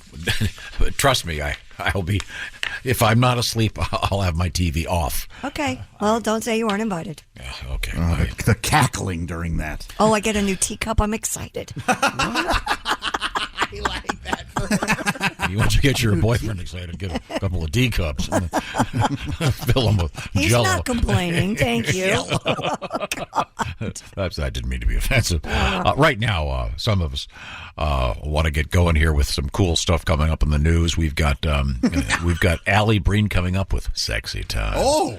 Yeah, and we'll have some more treats coming up in sports. Right now, the Bob and Tom Show is sponsored by BetterHelp. Getting to know yourself can be a lifelong process. It can be especially confusing, it seems, especially these days. I was talking with a friend of mine yesterday who was a psychologist, and she was saying it's like everybody's got PTSD right now. The world's been very confusing with all the stuff going on. This is why perhaps you've been thinking maybe a little therapy would be helpful for me. Well, this is where BetterHelp comes in because it's all done online. It's really revolutionizing therapy, and many, many people have been making use of BetterHelp and their services.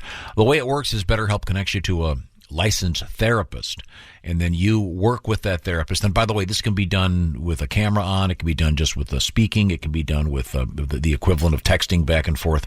Whatever works for you and whatever is convenient for you, once again, it's done online. So if you're thinking of starting therapy, perhaps BetterHelp is the one you want to try.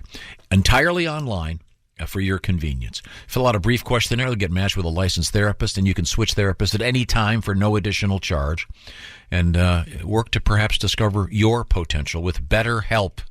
It's BetterHelp, H-E-L-P, BetterHelp.com/BT show. That'll knock 10% off your first month. Once again, BetterHelp.com/BT show. When we come back, we have Willie at the sports desk with a cool world record and some other interesting news about outer space. This is the Bob and Tom Show. Every cup of Nespresso coffee is an invitation to transform your morning routine into a ritual you can treasure each and every day. Using the Virtuo Pup, a simple touch of the button freshly brews bold aromas and a rich, velvety crema layer for delicious cafe-quality coffee at home. Whether you enjoy your coffee hot or over ice, every sip, every morning is unforgettable. Nothing tastes like Nespresso coffee. Visit Nespresso.com or our app to explore our full range of easy-to-use machines and coffees not found anywhere else. Business taxes. We're stressing about all the time and all the money you spent on your taxes.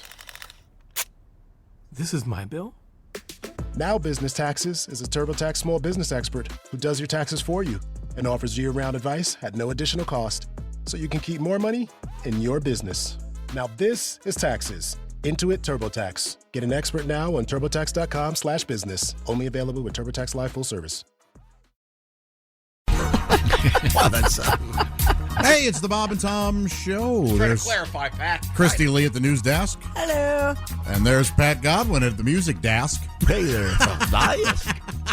Ace Cosby across the way. Hey. There's Willie Griswold. Good morning. He's picking up the slack that Chick McGee has left us because he's got some health, being proactive about his body.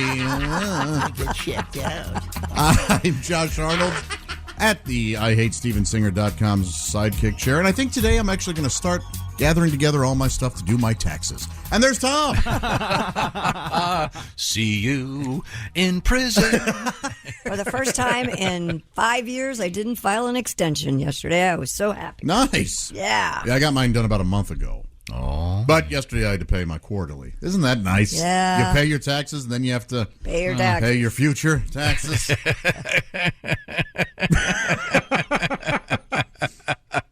Okay.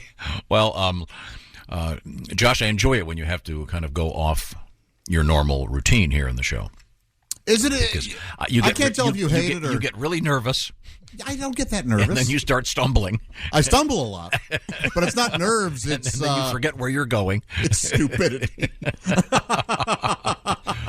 Chick is having an important medical procedure done today. Yes. That men of a certain age and ladies of a certain age should always have done. So don't...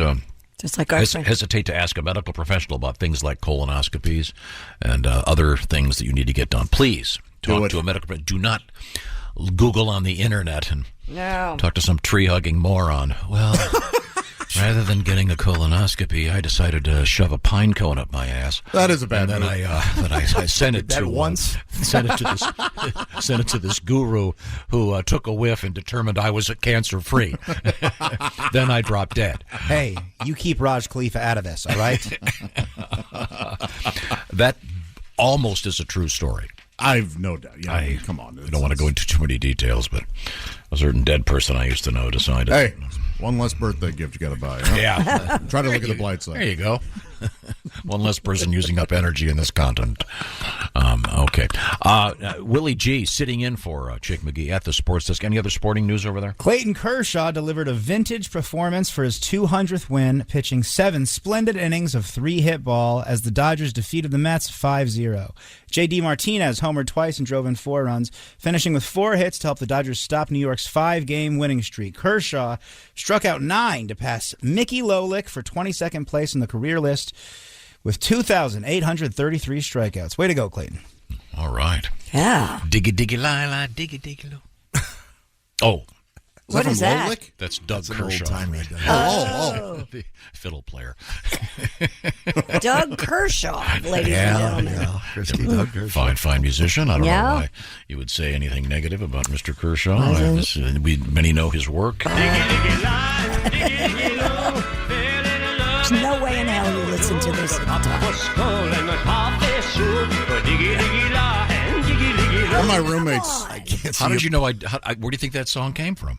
Well, I'm sure it was on the radio at one point, and you climbed down off your ladder to change the station. That's correct. And what's your complaint? You didn't dance on the roof to that? I don't see you playing that at Columbia on the weekends. Yeah, right. My roommate used to crank that. Really? Yeah. What was he like a country? Big country fan, yeah. Yeah, because that sounds like a song that you play while you're trading fish for beer. That is a really kind of silly song. Yeah, but it kind of is a crossover because it's silly enough. And there's a certain cool, listen to it, it's got kind of a cool thing going here. It's awesome. It's got like yodeling. Yeah, not everybody can do that. Yeah, it's got like a little bit of Switzerland, a little bit of Kentucky. Yes. It's got everything. It's got that, Roger Miller. It's got all of white people's worst contributions to music. It's got yodeling.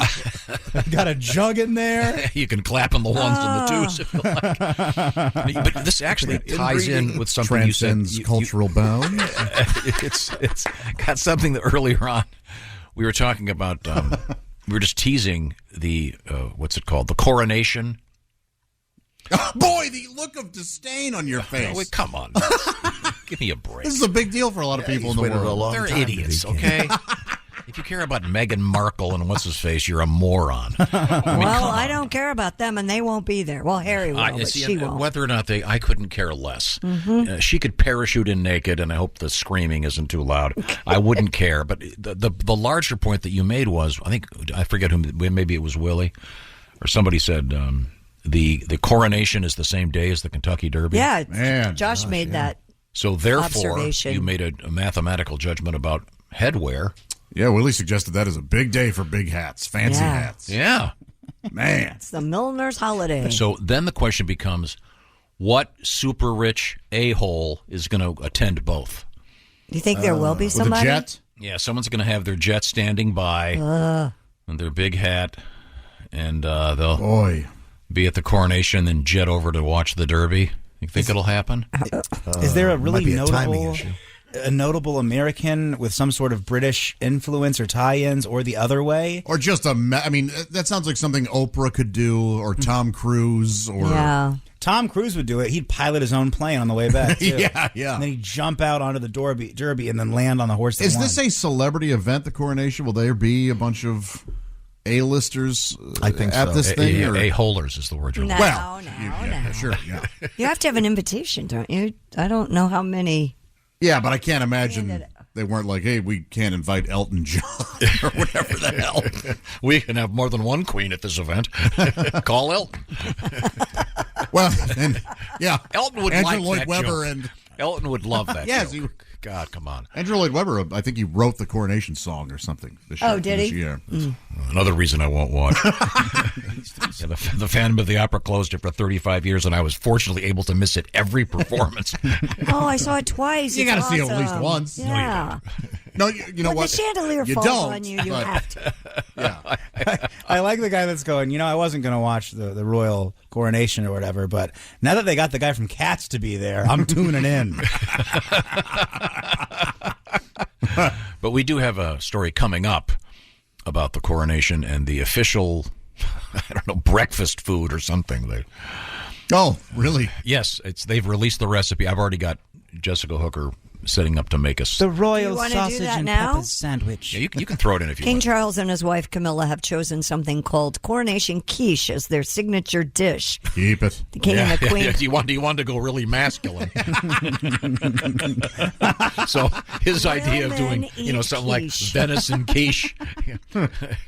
Real men eat quiche. Yes. Yeah. The king and the queen consort chose the dish personally in the hope it will be a centerpiece to many a coronation big lunch. The quiche includes spinach, broad beans, cheese, and tarragon. I'm not sure what broad beans are. Well, then, if there are beans, there may be. Well, let me figure this out. A royal the coronation queef or the royal toot. I don't think that's how that works. Oh, really? That's not caused by beans? They're a musical fruit, remember?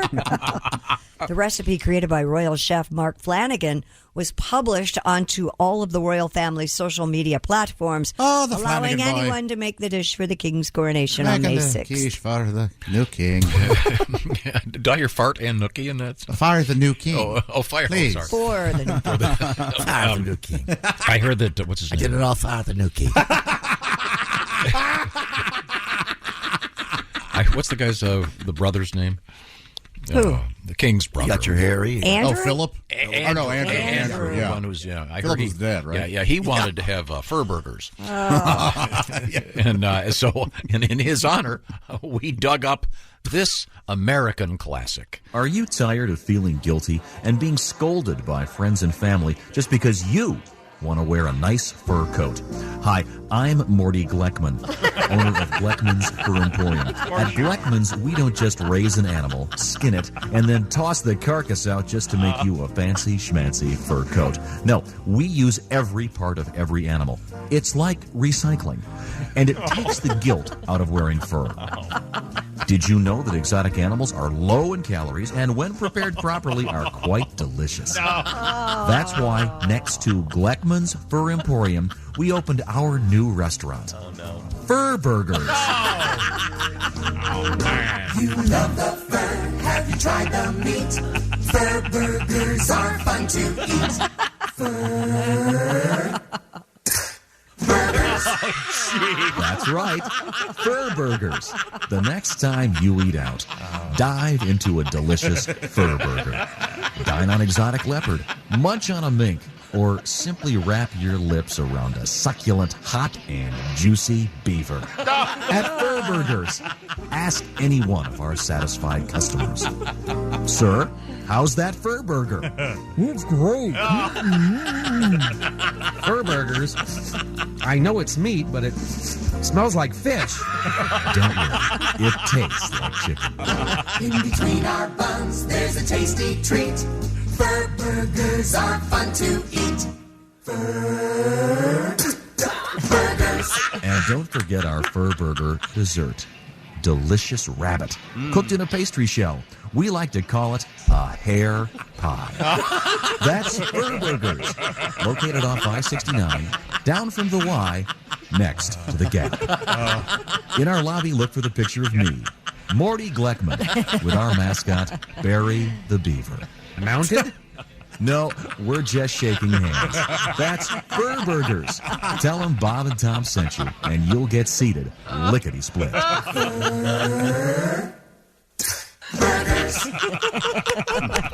By the way, for you aspiring comedy writers, if you'd been in the writing room for that, we violated one of the principal rules. Which is?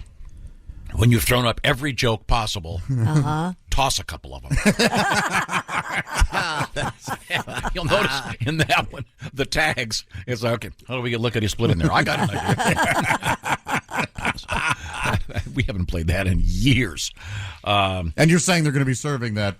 Yeah, I'm sorry. What was the story again? The king consort. What is it called? The king and the queen consort are doing a dish called the coronation quiche, which will include spinach. Broad beans, by the way, are fava beans. I looked that up. You ever flick the old broad tarragon. bean? What? You ever flick the old broad bean? No, but I've had it with some nice Chianti. Thank you. The point is, I don't think Lecter ate those. This is the official food of the coronation, and people Yes. are all over England and the world. We're gonna make it. this. So we're going to make it here. Ah. I mean, I'm sure Miss Hooker is such a good chef that I'm sure that it will be delicious. But yeah, my point was that Prince Andrew, is that what they call this clown? Yeah. He wanted to have a fur pie. Fur burger. Fur burger. Sorry, I just think the whole king queen thing is ridiculous. You may recall the Revolutionary War. Oh, sure, there are complicated aspects to this, but No, I'm tired of them damn redcoats. Let's get fired up about that. yeah. Although I don't know, maybe it's working out better than our democracy. I don't know. I don't know what to tell you here. Thank God. Jeez. We'll have to work on a sequel to King Chuck, Pat. Yeah, do that. Our tribute Got to a big coronation coming up, and that's what is it again? May what? May 6th. May 6th. Okay. Yes. Do you suppose they have? Do they have an official lunch? A big lunch. Oh, it sounded I'm sure. like. Yeah. That's got to be awkward. Can you imagine the pressure of sitting down with the King of England and 75 people, and you got to figure out which fork to use? And I think if you were invited to the coronation lunch, you probably already know. Yeah, probably. Yeah. It's not your first rodeo, if you know what I mean. What's Charles' brother's name? Andrew. Andrew. Yeah, he'll probably be requesting veal. He likes young. Yes, he does. That's such a good joke. I love the view.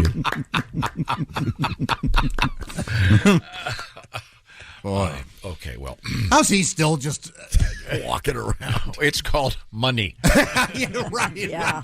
I just mean, I've never worked a day in my life, but I make $1 million. are they embarrassed of him? Like, is he, you know, oh, Yeah. geez, he's got to be here. I'm sure they laugh about him in the room full of stolen artifacts. I'm sure. He's so bad, they say. He will be at the coronation, though. All right. Yeah. Can I bring a +1? Oh, Sarah won't be We'll have her ID checked. Plus 18, She'll be I mean. 18. She has a library card. So sorry. Let's see now. It says here, no kids, please. You don't mean that, do you? You're kidding, man. She doesn't want the quiche. She wants me to take her to Wimpy's for a burger. Do you have a juice box? You got the juice box at Wimpy's? Good to know. When we come back, we'll try to get the show back on the rails. Coming up, Alli Breen with Sexy Time. And we've got some cool news stories and some more sports. This is the Bob and Tom Show. For a complete copy of the Bob and Tom Show contest rules, go to bobandtom.com/contest-rules. Or just scroll down to the bottom of the page and see contest rules. This is the Bob and Tom Show. There you go. Thank you. Hey, it's the Bob and Tom Show, and my gosh, if that isn't Christy Lee over there. Hi, Josh. Sitting at the news desk. There's Pat Godwin. Hey, Josh. Already killing it with the music this morning. Glad she was sitting at the news desk. Hey, Josh. Extraordinarily awkward. Yeah. There's Ace Cosby. My last day because I'd be put in a home. Willie Griswold across the way. Good morning. Chick McGee is getting some stuff done. Probed. To his rear canal. Check it. Check it for Andretti. Check it. I'm Josh Arnold. At the IHateStevenSinger.com sidekick chair, there's Tommy. Yes, and although I'm not a doctor, I do give medical advice on the radio, and my advice is talk to medical professionals. Yes. One of the things that you may want to do is get a colonoscopy. It's easy. Look into it. It's easy, fun, and it could save your ass. Literally. That's the campaign they should do. Yes. Save your ass and the rest of your body by helping to prevent cancer.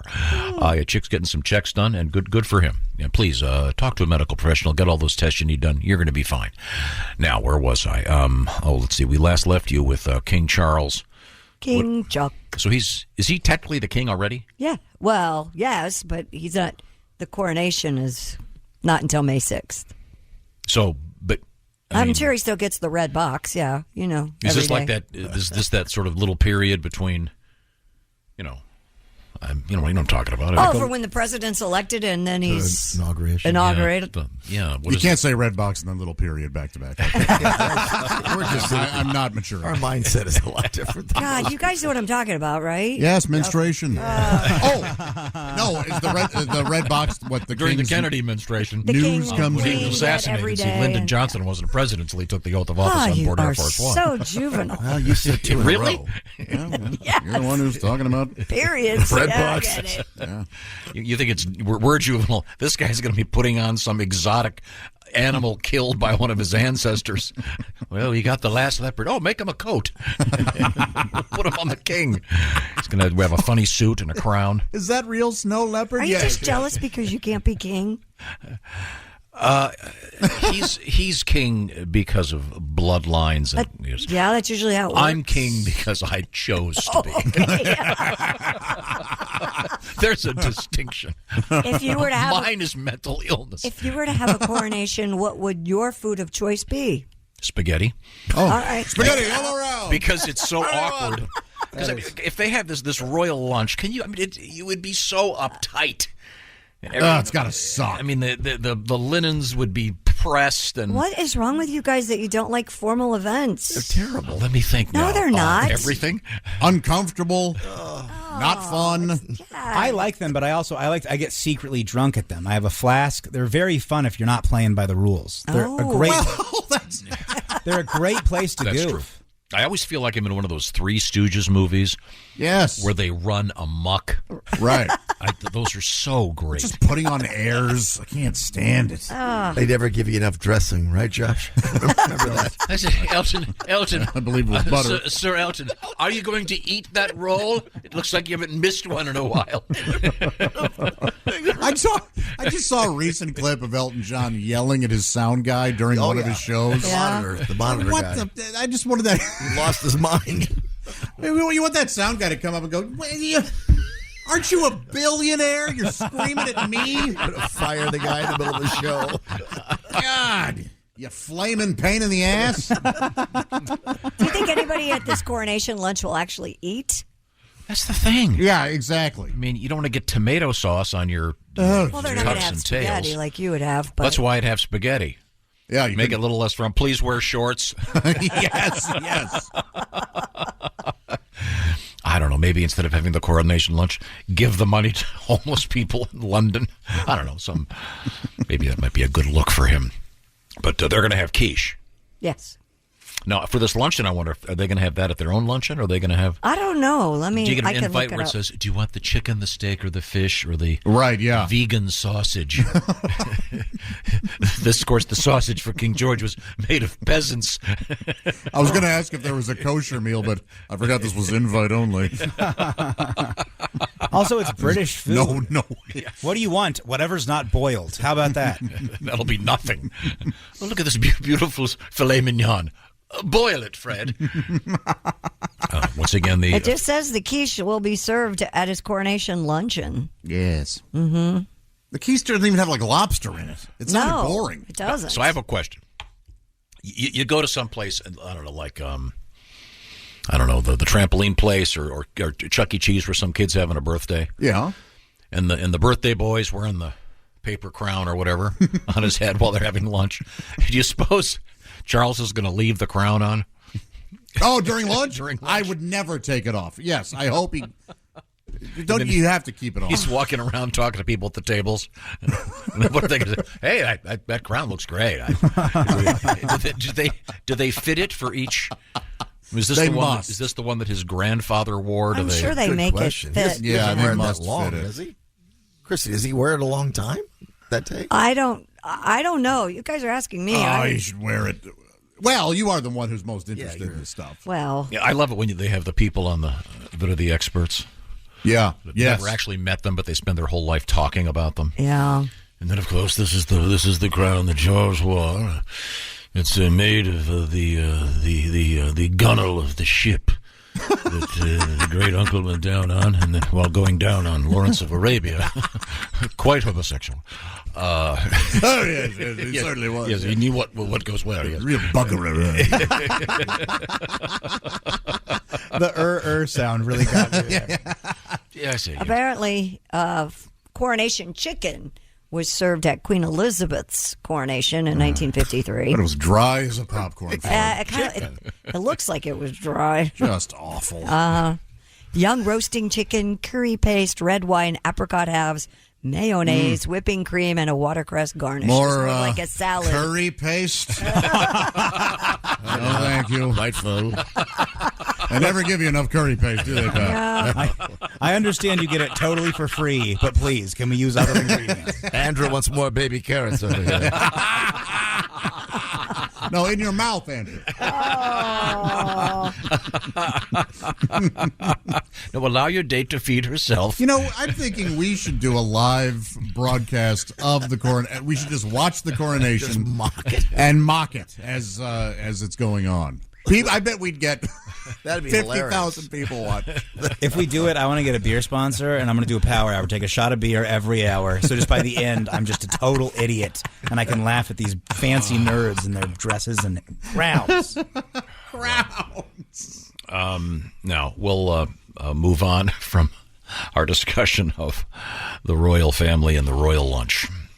You wouldn't think they'd opt really for confusing how chicken. I mean, come on, dude. Wouldn't they go with... At least go with steak or I'd be roast beef. so mad. Well, according to this, or lamb, something. We have English. chicken breast. They have lamb. You what? Chicken. Everyone served at the street party, and I'm not really familiar what that means. Recipes are Ken Hom's coronation roast rack of lamb with Asian style marinade, coronation aubergine, and strawberry and ginger trifle. So that's a little more fancy. I don't know aubergine. What is it? Aubergine? Yeah. Isn't that eggplant? I thought it was, but... Oh, that is what they call eggplant, isn't it? Isn't it? No, he was the actor on Benson. Robert Aubergine. Oh, wait, I know what you're talking about. Good. Yeah, he ended up on I think he was in some episodes of MASH, too, or something. Yeah. Yeah. Isn't that guy's last name? Yeah, Jean Aubergine. Yeah. Something like that. Idea. Aubergine. Yeah, I think it's an eggplant, but... Okay. Sounds delicious. Well, good. Coming up, we still haven't finished sports. I blame myself. We have an update on the bear meat vending machine. Now, see, that'd be cool. You go to the coronation. If he had bear meat? Yeah. Now we're bear talking. meat quiche? Yeah, especially like the Charles himself went off into the Rockies and found a grizzly and killed it. Oh, dude. Awesome. There you go. Show some balls. Yeah, King. Quiche, please. Okay. We're coming back with all King. that stuff. This is the Bob and Tom Show. Thanks for listening to the Bob and Tom Show this morning. The show is also out there for you on our YouTube channel. Watch and subscribe. So good, so good, so good. New markdowns up to 70% off are at Nordstrom Rack stores now. Fresh kicks, spring tops, new dresses. There's always a score. I mean, the denim section is unreal. Why do I rack? All the dresses. I always find something amazing. Head to your Nordstrom Rack store to find can't-miss deals on all the spring things. Great brands, great prices. That's why you rack. This episode is brought to you by LifeLock. It's tax season, and we're all a bit tired of numbers. But here's one you need to hear. $16.5 billion. That's how much the IRS flagged for possible identity fraud last year. Now here's a good number. 100 million. That's how many data points LifeLock monitors every second. If your identity is stolen, they'll fix it. Guaranteed. Save up to 40% your first year at LifeLock.com/podcast. Terms apply. Hey, it's the Bob and Tom Show. There's Christy Lee at the news desk. Hello. Telling us she heard Tom sneezing earlier this morning, and you thought you would see what when you came in? Brains on the counter. I know I'm losing them. I'm losing my mind. I just didn't realize it was one booger at a time. Pat Godwin over there. Hi, Josh. There's Ace Cosby. Hey. Willie Griswold. I'm going to go with Griswold. Is that okay? Sure. Yeah, that's it. Like Molly Ringwald? That's right. I'm Josh Arnold at the I Hate Steven Singer sidekick chair. And Tom, yes, you have your hand raised. Could you kill the music over there? I'd like to be introduced by Aruba Ray, if you don't mind. Hey, it's Tom Griswold over there. Ray! Good to see you. Good to see you, Ray. I don't think we've talked off the air about Not doing this character. Oh, sorry. Is there a problem? Potentially. Oh, sorry. I love the real Aruba Ray. Me too. He's a great human being. He's reached out. Oh, sorry. I'd like to be introduced by Josh Arnold. Yeah. So sorry. I have a feeling this isn't going to work for you, and in a couple of weeks we're going to get visited by Bermuda J or something.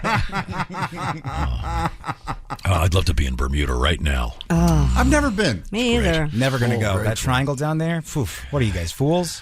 I'm fascinated by it. Me too. I'm not going in there, though. I'm not going to be a statistic. Oh, did you see that story on CBS Sunday Morning about the treasure hunter that lives down in the Bermuda Triangle, near the Bermuda Triangle? Oh, they're going to find He's found a lot of treasure. It's incredible. Yeah. Did you get to keep it? Is it finders keepers or all those? Well, actually, he's so rich because he sold a multi-million How dollar. rich is he? Yeah, very. Sold a multi-million-dollar company. So he and his wife moved to the Bahamas, and they give everything back to the Bahamas, and they have a museum there now, and it's pretty incredible. Altruistic.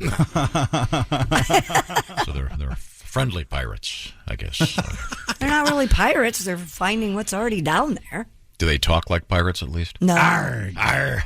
I'm rich. I wore my pirate coin today, my Spanish. Well, that's very nice. Well, we need to move forward and get back to Willie G. Sitting in for Chick McGee at the sports desk. Anything we missed? Yeah, it was about 100 years ago on Tuesday at Old Yankee Stadium, or the house that Babe Ruth built, opened its doors in the Bronx. Babe Ruth, baseball's last true two-way superstar, christened that ballpark with an opening day home. He was bisexual? You learn something new about, they keep uncovering things. No wonder you went down that rabbit hole yesterday. When they say he went both ways, he was a great pitcher as well as a great. Oh! So it's only fitting that a century later, the game's only two-way phenom, Shohei Ohtani, crushed a two-run homer in the first inning across the street at the new Yankee Stadium to lead the Angels to a 5-2 win in the series opener. How about that? Ohtani went 1 for 3 and also swiped his first bag of the season, giving him the 15th career game with a homer and a stolen base. Yeah, I went and I just sat there for half an hour reading about Babe Ruth after I heard about this. What was the most interesting fact about Babe Ruth that you learned yesterday? He was sort of the first person that was bigger than the game. So that when the racist pricks that were running baseball at the time tried to stop him from, he liked to tour. Sure. And he would go out with the black teams and do exhibition stuff all the time. Sure, you're right. Hang with the crowd. And he was one of the most famous people in the United States. Right. And in spite of many of his issues, it's just fascinating that he essentially said to the head of baseball, go F yourself, I'll do whatever I want, and they were going to throw him out. And he ended up triumphing, of course, because... Yeah. But he was bigger than the game, and for the best, for the better, Sure. really. But just a whole bunch. There's a bunch of really cool facts about him that I didn't know. Pretty also, cool. Batting average and cholesterol level, both over 300. Can you believe that? But his good cholesterol was also high, so that's nice. He has to be. I can't think of anyone else who is the least athletic person. The least athletic looking, incredibly great athlete. Yeah. Well, it was a different standard back then, too. No, but I mean, if you look at there's a picture of him next to Lou Gehrig, and it's right. Go, okay, great athlete and somebody's dad. It doesn't. You don't see the. He's the original dad bod. Right I love guys like that. Like I think the latest was Cecil Fielder's kid, Prince Fielder. He looked like he was just a big dude. He didn't look athletic, but man, who was the chubby golfer that smoked? John Daly? No, the other. Never mind. I'll think of it. But yeah, no. But it's just the Babe Ruth's fascinating stuff. And, so the guy that had the handlebar, the mustache. Yeah. Oh God. But that's amazing. I mean, we're viewing one of the greatest athletes ever now playing baseball, and he's one of these guys that can do both things, which is incredibly rare. Yeah, it sure is. I also went down another rabbit hole, and I started reading about pitching. And this is really weird, and maybe some baseball fanatics will know this, but they didn't have, what do they call it, the jugs gun? So what is that? Is that the thing? Yeah, the jugs, it's like a radar gun. Oh, sure. And they have that, they can read the speed of a pitch. Pat Godwin, I hear you laughing in there. I'm sure you think that. I thought jugs gun was something else. Yeah. Do you call Pat Jr. the jugs gun? No. That's Stand why back, there's a baby. Pat Jr. That's my little squirt. I think Craig Stadler is the guy you were thinking that's what I was of. thinking. Yeah. But they didn't have a way of I don't know, theoretically of measuring the speed of a pitch. And Bob Feller, who I think he was in the majors probably when he was 18, and I actually met Mr. Feller at one time. He's jolly good, yeah. Little kid. He was a jolly good feller. Yeah.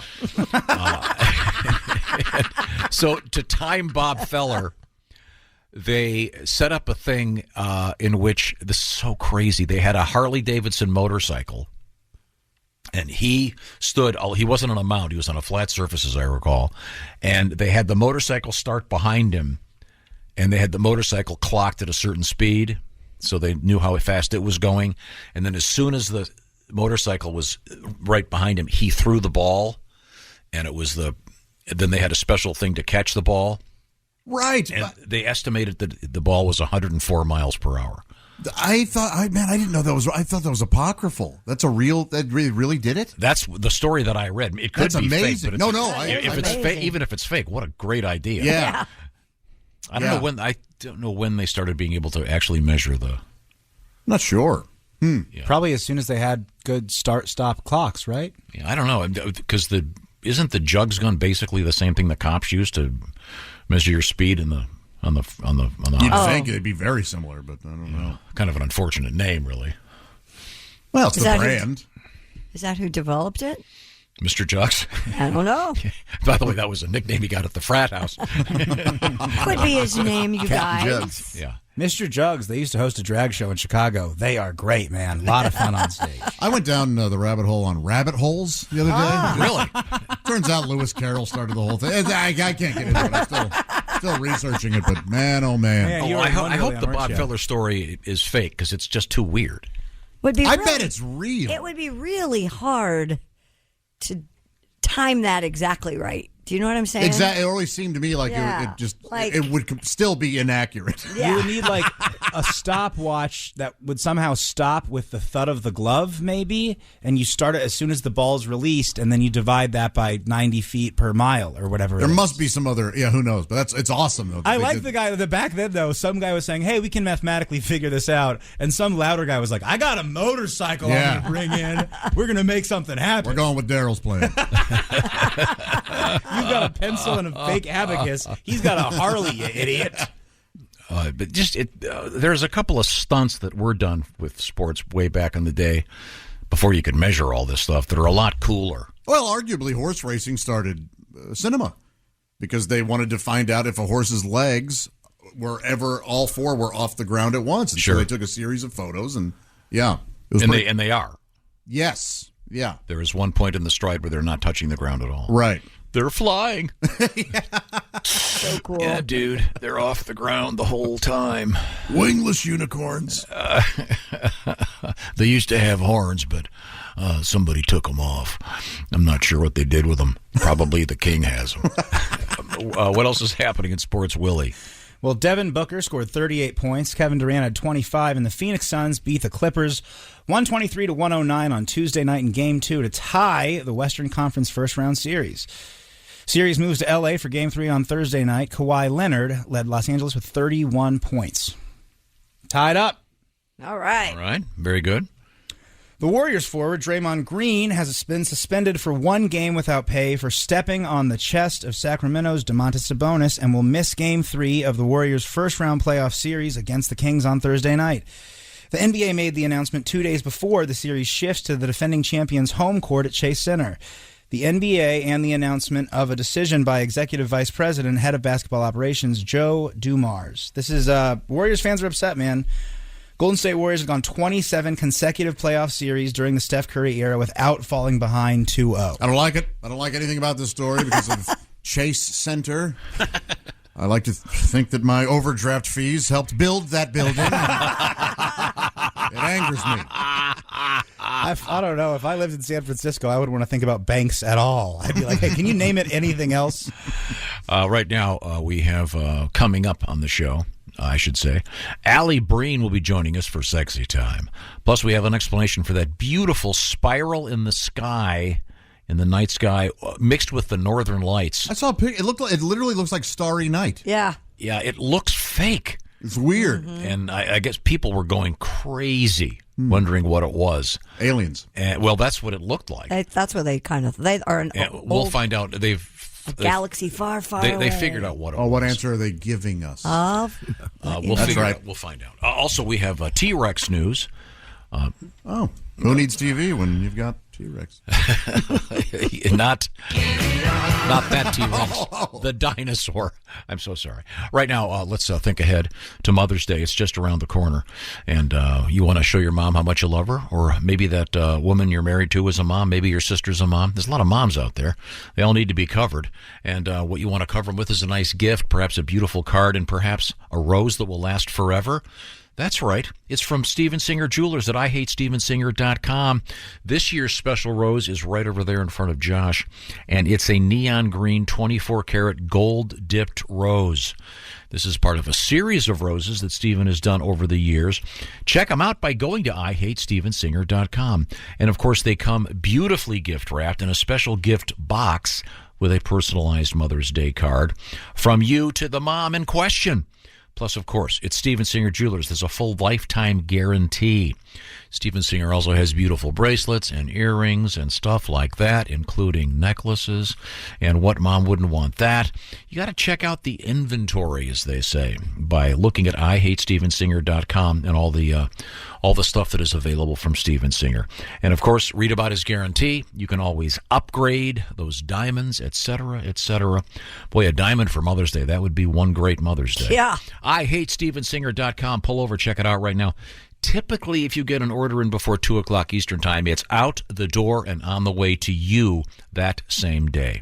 Tell Steven, Bob and Tom said hi. That's IHateStevenSinger.com. Coming up, not so fast cutting off that natural gas. What is that all about? This is the Bob and Tom Show. BTW, FYI. Visit Nexplanon.com RN to learn about Nexplanon. It's an adjustral implant, 68 milligrams radio pain. Or ask your HCP IRL. Okay, TTYL. Whether it's a movie night or just midday, Skinny Pop is a salty snack that keeps on giving.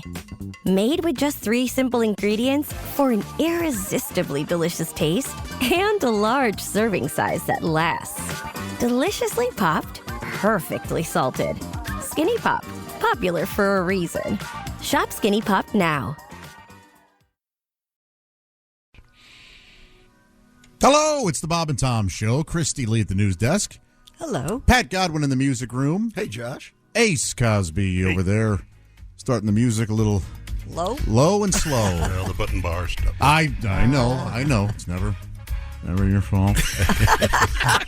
You shouldn't have butter on the machine anyway. No wonder it's not working. There's Willie Griswold. What the hell's the butter bar? The button bar. Button. Yeah, bar. Button. Is that some professional thing I'm supposed to know about? I don't think we need. No idea. You use it every 5 seconds. You know, don't tell me what it is. I don't know which button does it. I'm Josh Arnold at the I Hate Steven Singer sidekick chair. And there's Tommy Griswold. Thank you very much, sir. Moved in. Yeah. I mean, I know you're physically there, but is everything getting at your new house set up?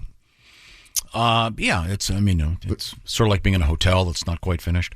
Now, I do have a question for you. You had, at the house you were staying in, the purgatory house, as right? It were. The in-between. Yes, yeah. Limbo land. Yes. You had a chair. You had your own chair. Is that going, not the chair itself, but will you get your own chair for the new house? Because you seem to like it. Yeah, there's a chair in the room where the main TV area is. There's a chair. Okay. Does it have an ottoman or is it recline? I don't remember. And is that Daddy's chair? Oh, my gosh. No, I'll just casually go in there sometime and sit down, probably. Did you pick out anything in your new house? Yeah, of course. The urinal. Tom? The urinal's nice. Oh, that's a nice. What'd you go, American Standard? What do you got there? I'm not sure. It's just a white one. Armitage Shanks? I went with the new American Standard toilet. Just got it put in yesterday. I Nice. think it might have been Universal Rundle. I'm not sure. At time will you have a urinal cake in there? It's God, I can't believe you're asking this, Ace. Oh, boy. Or ice, like at a fancy No, restaurant. because when you said you had a urinal, I thought, all the shopping I do, I've never seen urinal cakes in it. Ace, you're reading my mind. I actually went on to Amazon and Googled urinal, whatever, looked up urinal cakes, because the whole point is I don't want to flush the toilet when I get up at whatever 2:15 or 2:30 in the morning. I don't want to wake everybody up with a flush. But you just don't want it sitting there. It's going to stink. Well, how loud is the flush? Yeah, no joke. Oh, a little flush. The problems that you create in your head. Man. Are your kids' rooms right next to yours? Not exactly, but the point is... Yeah, where is the urinal? The main hallway? Why would it wake everybody? Yeah, see, by the pillows? I wanted to put it in the parlor bathroom so our guests could use it. Oh, yes, the parlor bathroom. I'm sure that went over well. No, the parlor. Yeah, don't you have a parlor bathroom at your house? At my apartment. In other words, I do. In other words, there's a bathroom that you don't have to go into a bedroom to use. Yes, Exactly. I have one of those. It's called a parlor bathroom. No? Yes, Is that just me? Well, Okay. in the olden days, sure. Say a hallway bathroom. Okay, You say so- parlor, it sounds like you're trying to take a girl to go steady and get some ice cream and give her your pin. In any event, no. So I've got to find out if I need to get, as you put it, urinal cakes. I have a request. Yes. My birthday is coming up. I'll be Right. 45, May 16th. Yeah. I'm presuming there will be a cake. Oh, God. Will Amy, who uses far too much fondant in her cakes, but in this case it's going to be necessary, will she make a urinal-shaped dessert so that we can have a urinal cake? Absolutely. I like this. If In Amy- fact, excuse me, I'm sorry, go ahead. If she has any sense to curse you and what you've done, this thing will be all fondant. No cake in the middle, fondant. By the way, You're listening, Amy. and Tom, yeah, go ahead. You've got your hand raised. And Willie has a great idea. I'm just going to augment it just slightly. Yes. Amy will have, what is your favorite flavor of cake? White. Okay, it'll be white cake with a slight hint of female urine. Oh, and then you love it. I'm glad What you if I didn't do say love it? glad you didn't say chocolate. What if I love it? I'm like, oh, now I'm a pea cake guy. She, by the way, she made one for Willie. Your birthday, what, a couple weeks ago? Yeah, the red velvet. She killed it, man. That was great. That tasted so. That's my favorite cake that she's made so far. So, here's my question then is going to be: so is it going to be if it's a urinal, it's got to be sort of a stand-up cake, right? Well, I'm thinking Well, you on can the make sheet it it would long, lie down, and then you can kind of tilt it up. Okay. and Just look to show yeah. it. A urinal cake. Yeah. God, the show is so classy. Boy, aren't we? Urinal cake, anyone? Oh, this yeah. So, I like anyways, I don't know if they Said make. you were on Amazon. Did you see one? Yeah, they had a bunch of them, but they were all a little bit too commercial looking. I was hoping they'd have one that was fit more with the decor. You know, You're not going to get away with having a cake. In your Why don't you urinal. just look around like different stores and restaurants and steal one you like? Let's get down in All you there. got to do is go on Amazon. You'll find it. Don't worry. yeah. But I was hoping What they might have scent like do you like? some comic ones, you know, that had like a. Oh yeah. I don't know, Yeah. like in the shape of big open red lips. Oh, my gosh, Tommy. They're all calm. You're living in a home with essentially your wife and your children who Yeah. are 8 and 10-year-old girls, and you want to make it some weird old. I want to pee in the bath. So you can get them at Walmart. Really? Mm-hmm. Yeah. You know, you could get. I'm sure you could get Bob and Tom. Oh, you urinal could get cakes. Bob and Tom. Wasn't there a cakes. urinal cake with your face on it? One Oh, here's year? one. Ocean. No, I just Breeze. requested that. No, I think there was it wasn't the urinal cake. It was the screen. Nice. That, triangular screen that had the thing in it. You want the screen with the spines. They have, like this one. They have scented urinal screens. Like That's that, the way to with the go, man. spines. That's the way to go. Yeah, see? Those prevent Yeah. backsplash. Mm-hmm. Yeah, it's nice. I'll tell you what. In the middle of the night, you get up and You grab that pipe, steady yourself, lean right up against the wall. You don't have to worry about, a bifurcation thing where you're peeing all over your right foot. I don't know about you guys. I go right. Oh, I see. You're holding onto a pipe while you're like a drunk in a bus station. Exactly. He's living the life. The pipe is nice and cool. We have three cents. Which would you like? Ocean breeze, lemon, or orange? Or piss. I don't know why they have that choice. That's a weird choice. I have an idea. It's like that natural deodorant. Hey, what? It smells like D.O. I think it's fun. I think it's funny. I also think it could kill you, Dad, so we might not do it. It's a urinal snake. And it's a urinal cake shaped like a snake. And maybe you could have like a hiss sound when you pee. I don't know. But one day you forget that it's there. Heart attack. Heart attack. I don't want to do it, but it could be fun. Were you ever here? We had a... Dean will remember this. We had a machine. The thing you could pee into, it tells you the speed? Yeah, you could pee into it. It was mounted on a urinal. Right. And when you peed into it, it had a readout like one of those, when you're driving and they've got the sign, this is how fast you're going. Mm-hmm. Oh, yeah, those snitch machines. There's a digital readout. It was one of those for urine. Machine. We had it over in the hallway bathroom. The Whizzinator? Is that what that was? So, it was something like that. It came in, and I was here before school. I was like 12 at the time. And then I got to play my favorite game.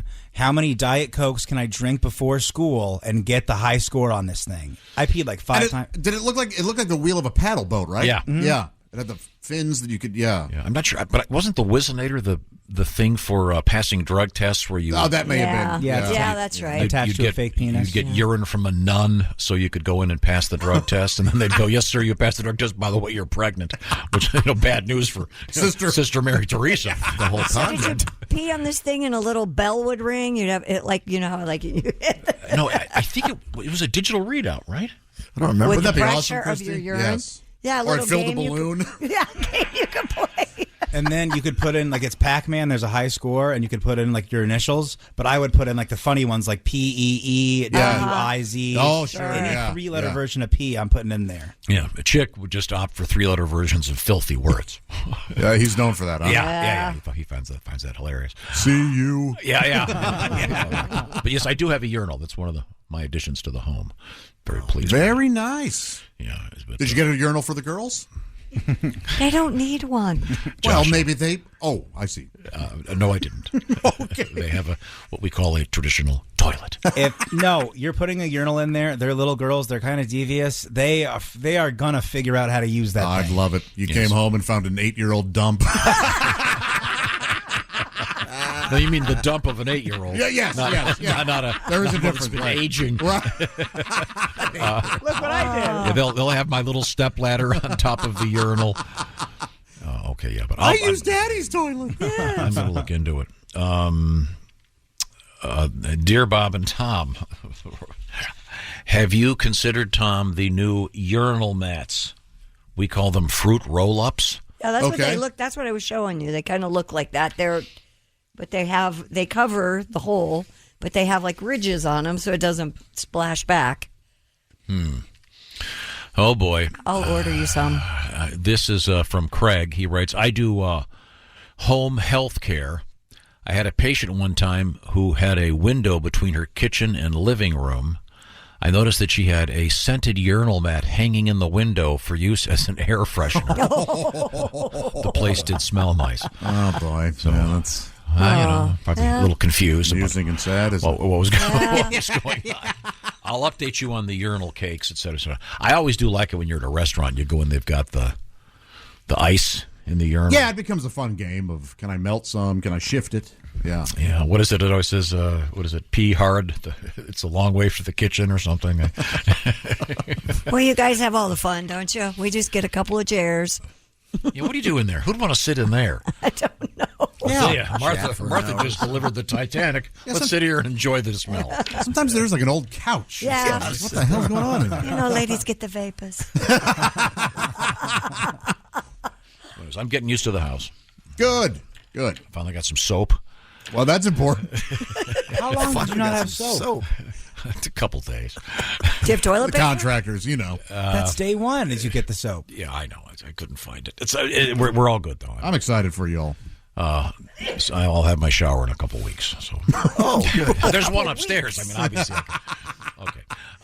Have we finished sports, Willie? I got a stupid world record over here if Let's you've got go a for minute. The city of Kyle, Texas is looking for Kyles to help break the Guinness World Record for the largest same-name gathering. The city is inviting anyone with the first name Kyle, specifically spelled Kyle, to participate in an attempt on May 21st during the Kyle Fair at what promoters call a Tex-travaganza at Lake Kyle Park. The city of Kyle said this will be the fourth attempt at breaking the record. Now, the problem is, though, they should have named it like a bunch of Kyles or look at these Kyles, because instead they went with a very simple... See Kyle? Yeah. That's sad. That is. You'd think they would have known better. Did you see the final line of that? About Yes. The current world record belongs to Kupreski Koshi in Bosnia and Herzegovina with a total of 2,325 participants named Ivan. That's interesting. This got me down a wormhole. The most common name in the world. Yeah, is. Oh, the most common name in the world. In the world is, your hint is China. Oh, okay. First name? I don't Lin? know. I L-I-N? think probably considered to be a last name. Lee? Believe it or not, Wang. Oh, okay. Gotcha. W-A-N-G. In China, I believe you say the last name first? Yes. Yeah. So yes, I wasn't clear on what was what, but now these names, these are all based on the census. I want to say from, was it 20 years ago when they did it? I forget. Is it every 10 years? The most common name in America. You want to guess? I'd say John. I said William. Yeah, you guys are in the top 5. David. That's 6. James, number 1. John, Robert, Michael, William, David, Richard.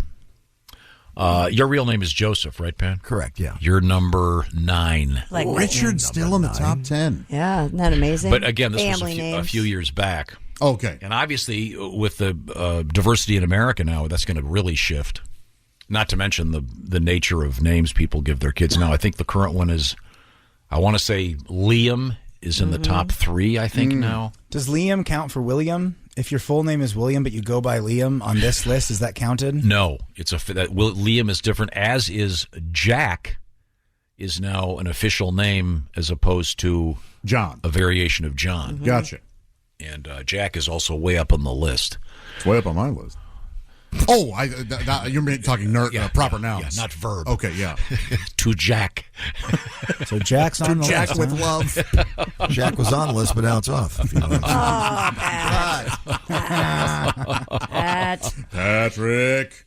In any event, if your name is Kyle, you can go to Kyle, Texas to see if you can be part of the... I don't think they're going to get it. I know quite a few Kyles. I know 3 right off the top of my head. Not as many as there are Ivans in Herzegovina. True.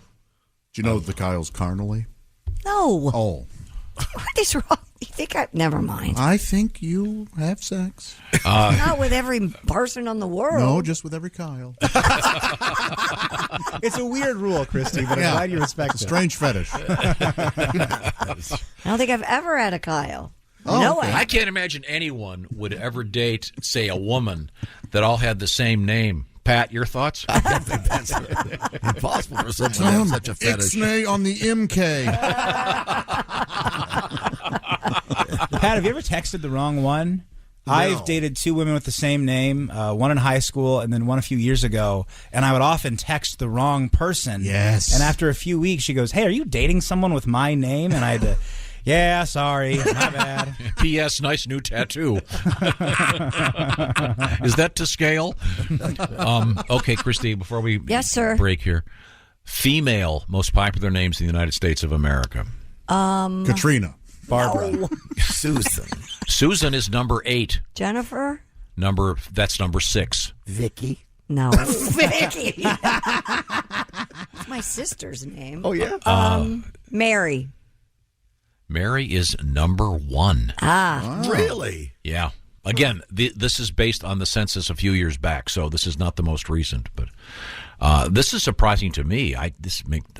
But see, remember, this isn't. I've got to make myself clear here. This is not just babies. Yeah, sure. So this is all. Oh, okay. In other words, right. So that's why All peoples. Richard and stuff like that. Yeah. Because there are a lot of old people right. named Mary.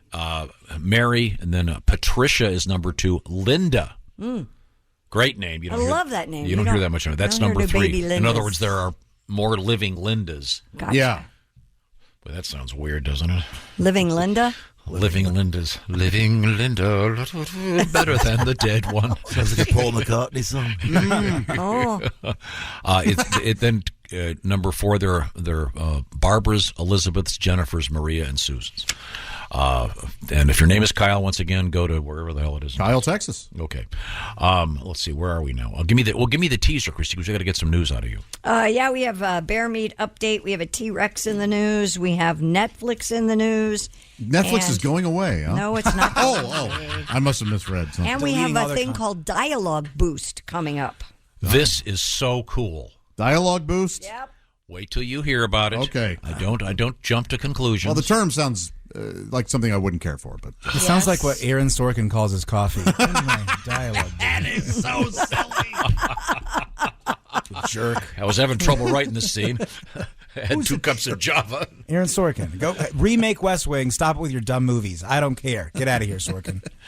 Right now, I want to talk about Chick McGee and the fact that he's getting a medical procedure today, and it's important to get those medical procedures. But when he gets home, he can relax because he can know that he has Simply Safe. He can close the doors, turn on the TV, and pop on the alarm and relax. Also, he knows when he's asleep. He's got the great Simply Safe protection, including smoke detectors, carbon monoxide detectors, all that stuff.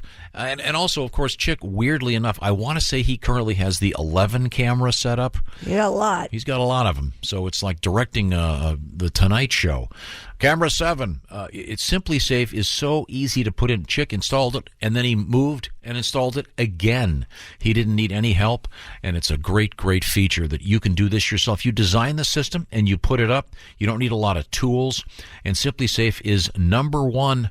Don't just listen to us. Check out the reviews. CNET named Simply Safe their editor's choice for 2023. Just Google Simply Safe reviews. It's amazing how many people enjoy this.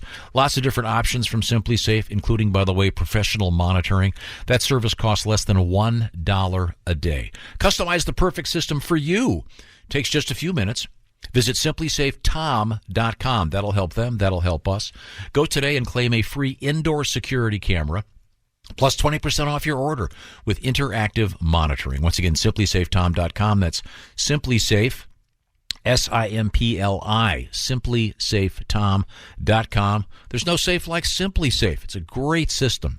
I was just telling a friend of mine who bought a new house, it's the perfect thing that he needs for his house. There you go. Simply Safe. That's simplysafetom.com. Coming up, what's that spiral beautiful thing in the sky? We found out. Also, something called Dialogue Boost.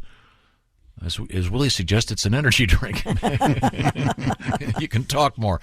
This is the Bob and Tom Show. Got something to say? Send us an email, bobandtom@bobandtom.com. This is the Bob and Tom Show. Details coming up. Welcome back to the Bob and Tom Show. Christy Lee at the news desk. Hello. Pat Godwin in the music room. Hey. Ace Cosby running things. Howdy. Willie Griswold over there. Good morning. Filling in for sports this morning, too, because Chick McGee is out, but he'll be back tomorrow. I am Josh Arnold at the IHateStevenSinger.com sidekick chair, and there he is, ladies and gentlemen, Tom Griswold. Thank you very much, Josh. And a couple things we got to clarify. Yeah. I am went- wearing underwear. Thank you. Oh, then it must be your feet. Wait a minute. No, that joke doesn't really. Yeah, you got to mention. Yeah, I she can has smell that. No, Yeah. it has to be. Yeah, no, we really ruined that joke. A couple things to clarify. I got, as they say, going down the rabbit hole yesterday about Babe Ruth, and because we were talking about the more contemporary baseball player. Shohei Ohtani? Yeah, who's also an incredible pitcher and batter. Two-way threat. In any event, I started reading about Babe Ruth, then I started reading. My baseball glove had been signed in person when I was a little boy by Mr. Bob Feller. Not Babe Ruth. Right. Yeah, That's a lesser. Bob Feller was certainly a great baseball But lesser than Babe Ruth, yeah. Well, I think Babe Ruth is... Was he in the Miller Lite commercials? Bob Feller wishes he was Babe Ruth. Bob Feller... Bob Feller had a denture whistle. I remember that when I met him. The point is, I started reading about Bob Feller, and they were talking about timing. Today they can tell you with the jugs gun, whatever it is, they can tell you how fast a baseball's going. Sure. Among other things. Now they talk about which way it's spinning, et cetera, et cetera. But I read about this stunt, and I told the story of it was like a Harley Davidson and Bob Feller, and they lined them up, and when the Harley went by, he throws the ball, and it's faster than the Harley, and they do the computation and estimate the ball was going 104 miles an hour. Which is feasible. And then Josh thought that might have been apocryphal. Yeah, I'd always heard that story, but I assumed it may have been apocryphal. Well, there's actually there's a video of this thing. It's awesome. And it's kind of clunky, but yeah, there it is. Yeah. And Bob Feller's wearing a tie, and it's a classic old motorcycle. It's really pretty cool. It would have been cooler if Babe Ruth had been in it. But, yes, it would have been cooler if Babe Ruth had been. It would have been difficult because at the time Mr. Ruth was deceased. Well, yeah, he was pretty good. Maybe he could have caught the ball in the casket. Still more famous. The point of the story is, then I got this notice saying, "Dear Bob and Tom Show, Willie is certainly a chip off the old block." What'd I do this time? Instead of referring to stopwatches, he called them start-stop clocks. Dad should be proud. Yeah, I noticed that, but I didn't want to say anything. Oh, you have the old-fashioned stopwatch. I think in my head I was like whatever the 1930s version of a stopwatch would be, but yeah, I totally missed it on that one. I thought, I love getting my first one. This happens to me all the time. You'll be talking, you just can't think of. Yeah. So you just kind of try to describe it quickly, and sure, you can't think of the word projector, and you go, the thing with the big flashlight and the film flies by. As you once said, Tom, you can't think and talk at the same time. Which has gotten me into serious trouble throughout my life. I was eating wings the other day, and I forgot the word for napkin, and I called it, "Can you pass me one of those little towels?" Perfectly valid. Do you remember getting your first stopwatch? I know you guys probably aren't excited about this, but I grew up in racing country, car racing, and they didn't have, back then you would use a stopwatch and you'd pick a spot, and when your car came around, you'd start it and then stop it when it came back, and then you'd have a chart and you would look it up. If it was 39 seconds, it was X amount mile per hour. It was a big deal. It was really fun to play with the stopwatch. Oh, I can remember the first one I had, it was silver. Yep, silver. Oh. Exactly. It was very, very cool. Mm-hmm. Then remember when you could get one on a watch? Oh, yeah. Your watch had that feature. Yeah, I know you'd never use it, of course. You have it on your watch It was now. like when you'd get a watch, you go, this thing can go down to 400 feet.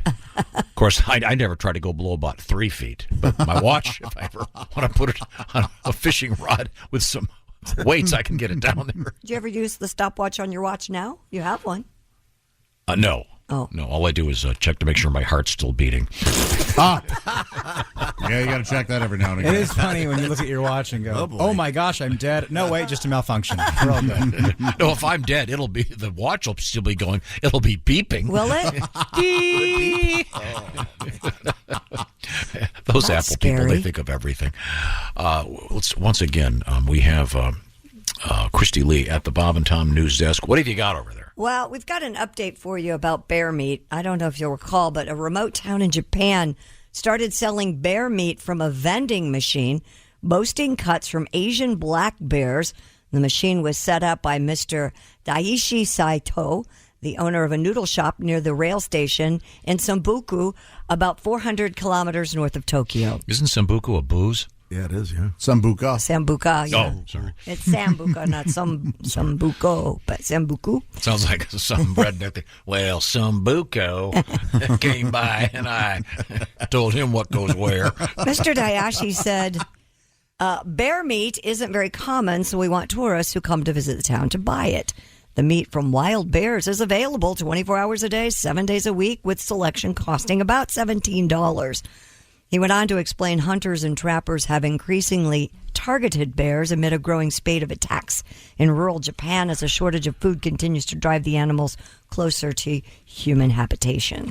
Obviously, the same thing's happening here. Yep. You were telling me about, was it North Carolina, the guy's lying in the chair and there's a bear? He's lying in his lounge chair. It looked like on a screened porch or on a covered porch out front. And he's laying there, and all of a sudden, this black bear is just staring at him to his left. I mean, he jumps out of that chair so fast, and the bear kind of moseys on. He apparently had seen the bears earlier in the day on his outside camera, but he hadn't seen them for a while, so he thought it was okay to go out there and take a little nap. Now, even if you hadn't seen them in a while, if you'd already known they were there in the morning, wouldn't you go, I'm not going to nap on the porch bear's today. not going to hurt you. Yeah, apparently this bear was eating out of his bird feeder. And Yes. Gnawing his genitals off, the usual bear stuff. You've seen the picture of this railroad station with the bear meat. With Japan is famous. I'm not making this up, for their weird vending machines. Mm-hmm. Yeah, and they had the very controversial one that had game-worn panties by women, but this is a vending machine. Right, you can see it in the middle of this photograph. It's got the bear meat. Then on the left is a machine with Teddy Grahams, and then gummy bears to the right. But this reminds me of something else. What? This reminds me of the sausage vending machine. Oh, yeah. Remember this article? This is from a couple years back. It says, hungry Germans craving a sausage in the dead of night are now able to find vending machines for their bratwurst, bockwurst, and barbecue meats. When we come back, Pat, do you remember you did a song? I do indeed, yeah. Okay, when we come back, get this one ready about this. This is about a sausage vending machine as opposed to the bear meat vending machine. By the way, doesn't a bear meat vending machine sound like the glory hole at the Ramrod Lounge in Greenwich Village? The Ramrod. Actual bar. It is? Yeah. That's a real place? It's a real place. place. I just made that up. I have no idea. Sorry, I don't want to offend the attendees of the Ramrod. This is the Bob and Tom Show. Got a comment? Our email is bobandtom@bobandtom.com. More Bob and Tom next. State law. Look around. You can find cars like these on AutoTrader, like that car right in your tail. Or if you're tailgating right now, all those cars doubling as kitchens and living rooms are on AutoTrader too. Are you working out and listening to this ad at the same time? Well, multitasking pro, cars like the ones in the gym parking lot are for sale on AutoTrader. New cars, used cars, electric cars, maybe even flying cars. Okay, no flying cars, but as soon as they get invented, they'll be on AutoTrader. Just you wait. AutoTrader. Soul Asylum. Welcome back to the Bob and Tom Show. Christy Lee at the news desk. Hey, Josh. Pat Godwin in the music laboratory. Hello, Josh. With a song coming up presently. Jessica Alsman has joined us. Hey, Josh. Hi, Alsy. There's Ace Cosby. Willie Griswold. Good morning. Chick McGee's out today, but everything's well. He's just doing some proactive health stuff. I'm Josh Arnold at the IHateStevensinger.com sidekick chair, and there he is, Mr. Tom Griswold. Thank you very much, Josh. My pleasure. Pat, we were talking about something. I bet I should probably establish this for Ms. Alsman. Jessica has joined us in the studio. In case you missed it, we were talking about this vending machine in Japan that has bear meat in it, interestingly enough. And there was a famous story a couple years ago about a sausage vending machine in Germany. Because I guess the people wanted to have sausages in the middle of the night. It's good. And no stores were open. So it wasn't the worst. Oh, sorry. Here's the story. Hungry Germans craving a sausage in the dead of night are increasingly turning to vending machines for their bratwurst, etc. The machines are very popular outside German cities where shops are less likely to stay open for long hours. So there you go. And Pat, you have a tribute to this? This is amazing. Once upon a time, you'd make the sausage. And it used to take a day or two. You'd fill the pig intestines with meat stuff.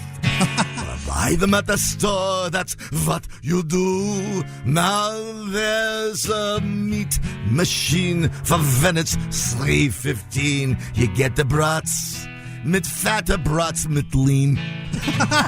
No more chips and junk. You want meat when you're drunk. So now there's a sausage vending machine.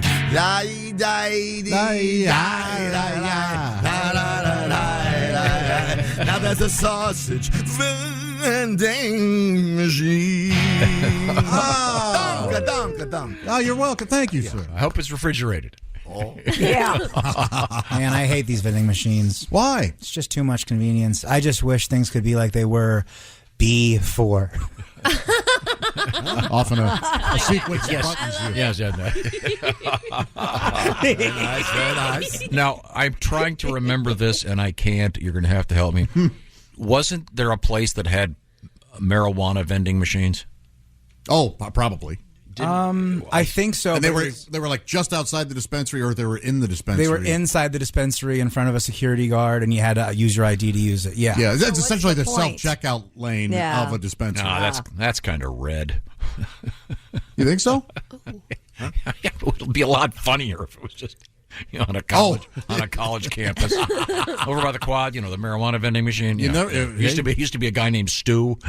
Give it a few more years, maybe. It's not. I hate these machines. They are taking jobs away from lazy stoners. Yeah, okay, right? we finally got these people excited to go to work. We finally gave them a little bit of passion. Get the robots out of here.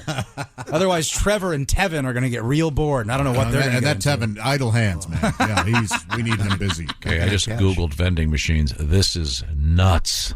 Dildos and such? Some of the stuff that's out there. If you want a hair weave, there is a vending machine in Fairfax, Virginia. No kidding. Where, yes. Do they have the sample color palette on the side? You have to match up the hair. There's not a picture of it. This is just an article about the machine itself. Wow. Whoa.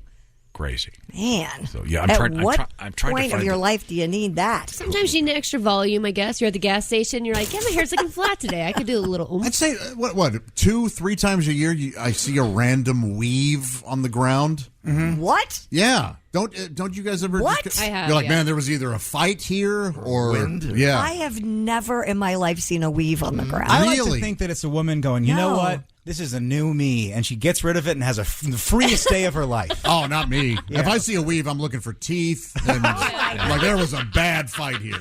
I want to say Chick was in the car with me.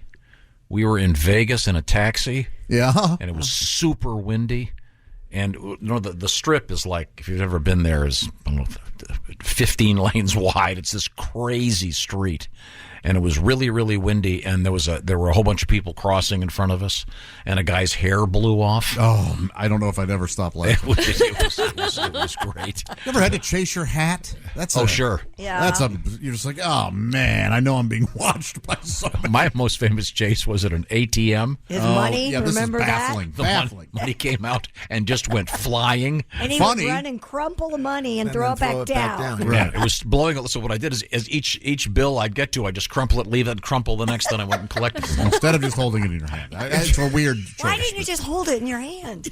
Because I had to have my fingers free to grab the next one. It was How windy. far would have it had to fly away?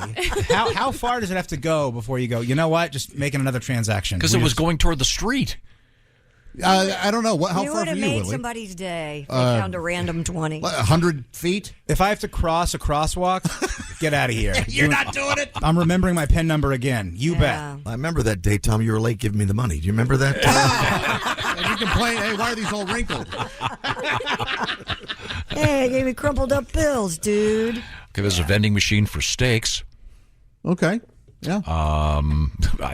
Again, how bizarre, but I think these are just a way for people with like a building manager or a landlord, they can get some passive income without having to hire a person to sit behind a counter, right? I think what really changed the vending machine was the fact that you didn't have to put cash in them anymore. So it could be any item. Like if you go to the airport, you can buy AirPods in a vending machine. Yeah. You can buy makeup in a vending machine. You can buy anything. And the ones with cash have gotten so much. Remember, like in the 80s or the early 90s, And or in spit the your 90s, dollar out every 2 you had seconds. to have a freshly minted one. Yes, there'd be an ironing board next to it. God. Starch.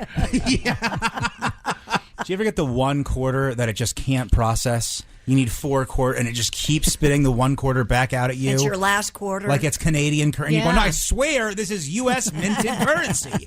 Give me the Diet Coke.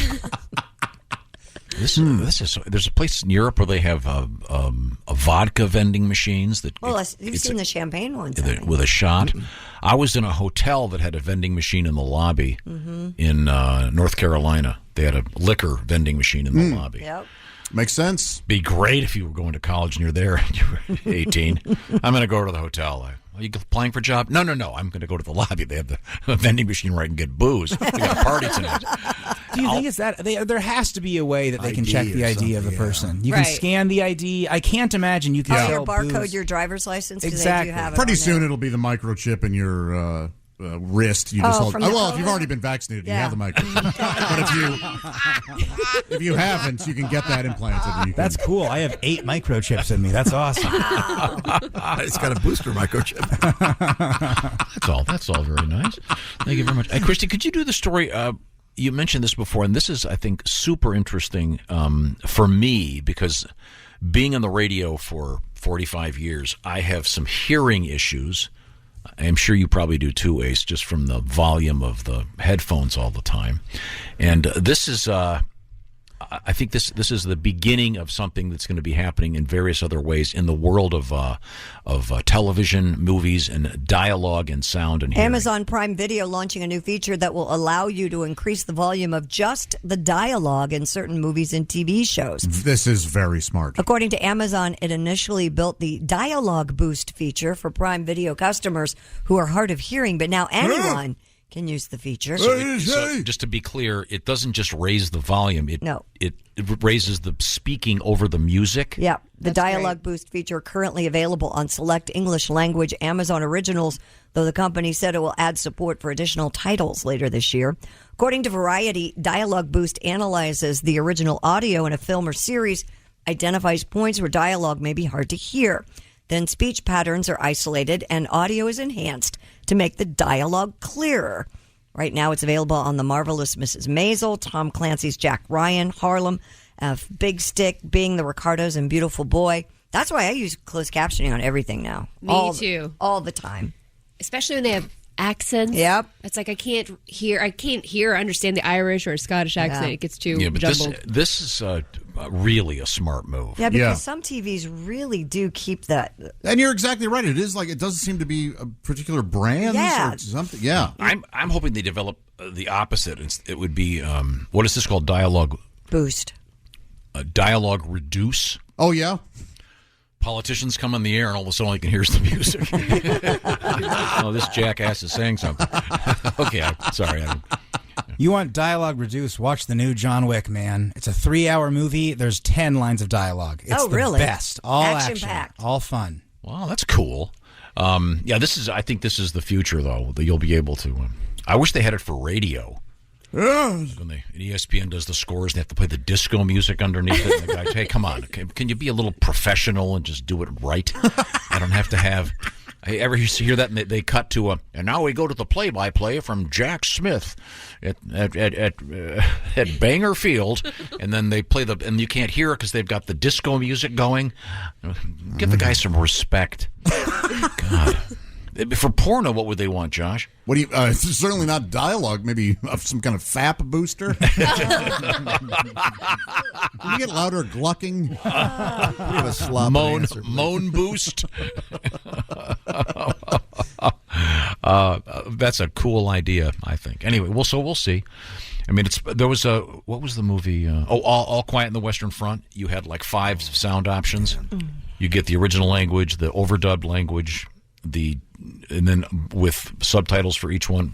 I didn't care for that movie. It just wasn't what I expected. They had like tanks and guns and all. I was like, Noisy? I thought everything was all quiet. Right now, I want to talk a little bit about great food. Yum. To change the subject completely. HelloFresh is shaking things up for the spring in every way.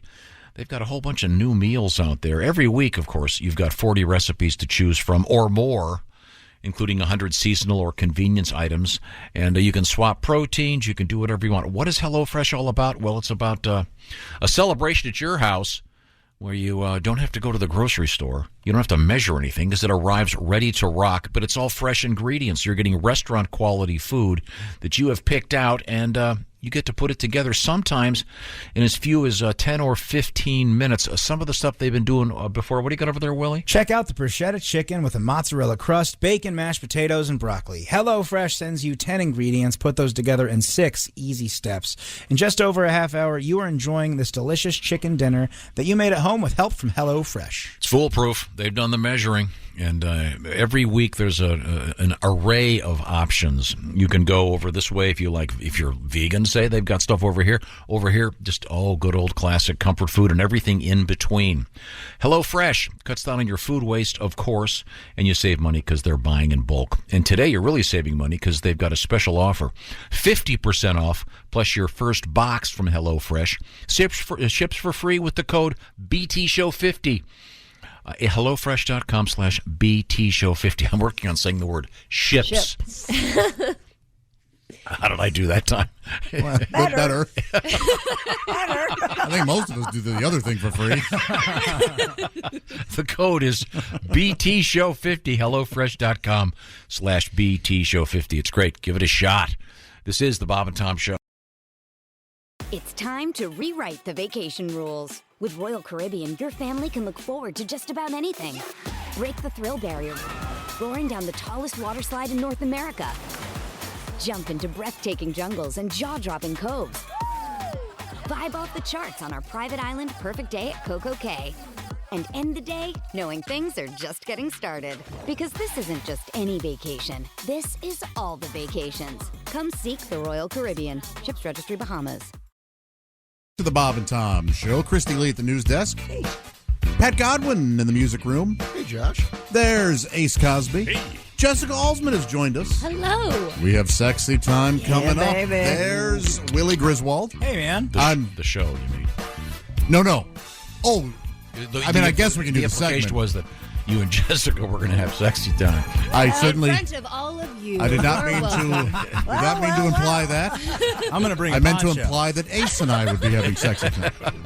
For Josh or for me, Poncho? Cover-ups like I'm in the Splash Zone during the Whale Show. Oh, I thought it was your friend Poncho. He's cute. That'd be a bucket list. I'm Josh Arnold at the IHateStevenSinger.com sidekick chair for now, and there is Tom Griswold. Thank you very much. Let's see now. It's time for us to switch gears. Oh. We call this segment Sexy Time. No, we call it Sexy Where Time. in the World is Alli Breen? And I'm guessing Allie's at a hotel with nice Yes. curtains. Yes. You look gorgeous as always, Allie. Alli Breen is the hostess, whatever you want to call it. Sure. The head honcho. I like to say girly host. I think most women appreciate that. Girly? Yeah. That's the intro I request. Next up, we have a girly comedian for you. She's a Prepare everybody. stand-up comedian, and she will talk about where she's going to be this weekend. But right now she's somewhere. Can we guess?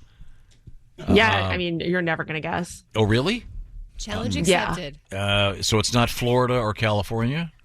Not Florida or California. Georgia. Massachusetts. Hartford, Connecticut. Close. Oh, that was close. Stanford. Oh, okay. I can tell by the curtains. Really? Yeah, very Two intuitive. East Coast curtains? Exactly. Is there a reason you're there?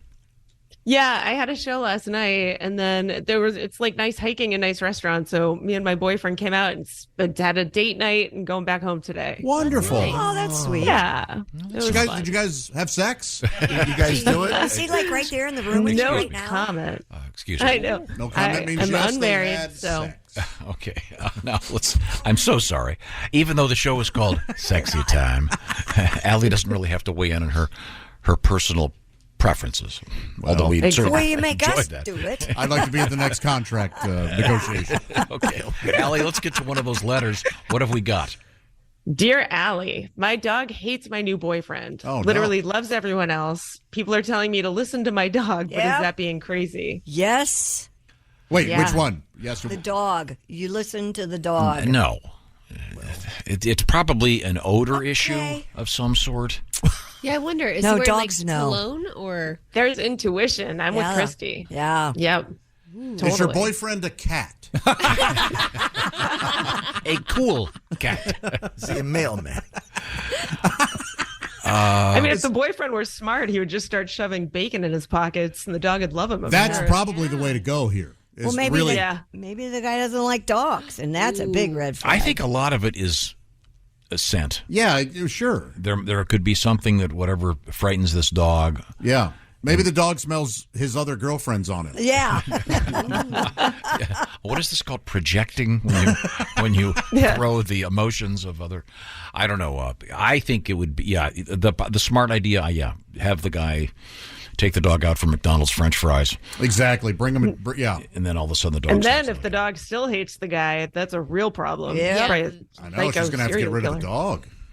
Oh. This again would be another great premise for a rom-com. And then you eventually find out why the dog hates the guy, and then maybe the dog walker becomes the one she falls in love with and marries. Maybe he smells like dead bodies and is a serial killer. Did you know what they say I like about that. That's probably. In some cultures, they do still eat dog. It's mostly for the like when I lived in Korea, it was still a thing. But it was mostly the older generations would do it. The younger generations were sort of saying no thanks. But what I had heard was that if you eat dog, other dogs can smell on you that you have eaten dog. Oh. So I wasn't interested anyway, but I was like really not interested because I didn't want dogs to think that I was eating them. Yeah. So I wondered maybe this guy has had dog before. Isn't that interesting? Oh, far out, as they used to say. It sure is. God, I thought when you were saying it's only the older generation that did it, you were going to say they were only eating the older dogs. Oh no, those are like freezer burned and stale and stuff. Yeah, you don't know. You can't learn any new tricks, so get the grill out.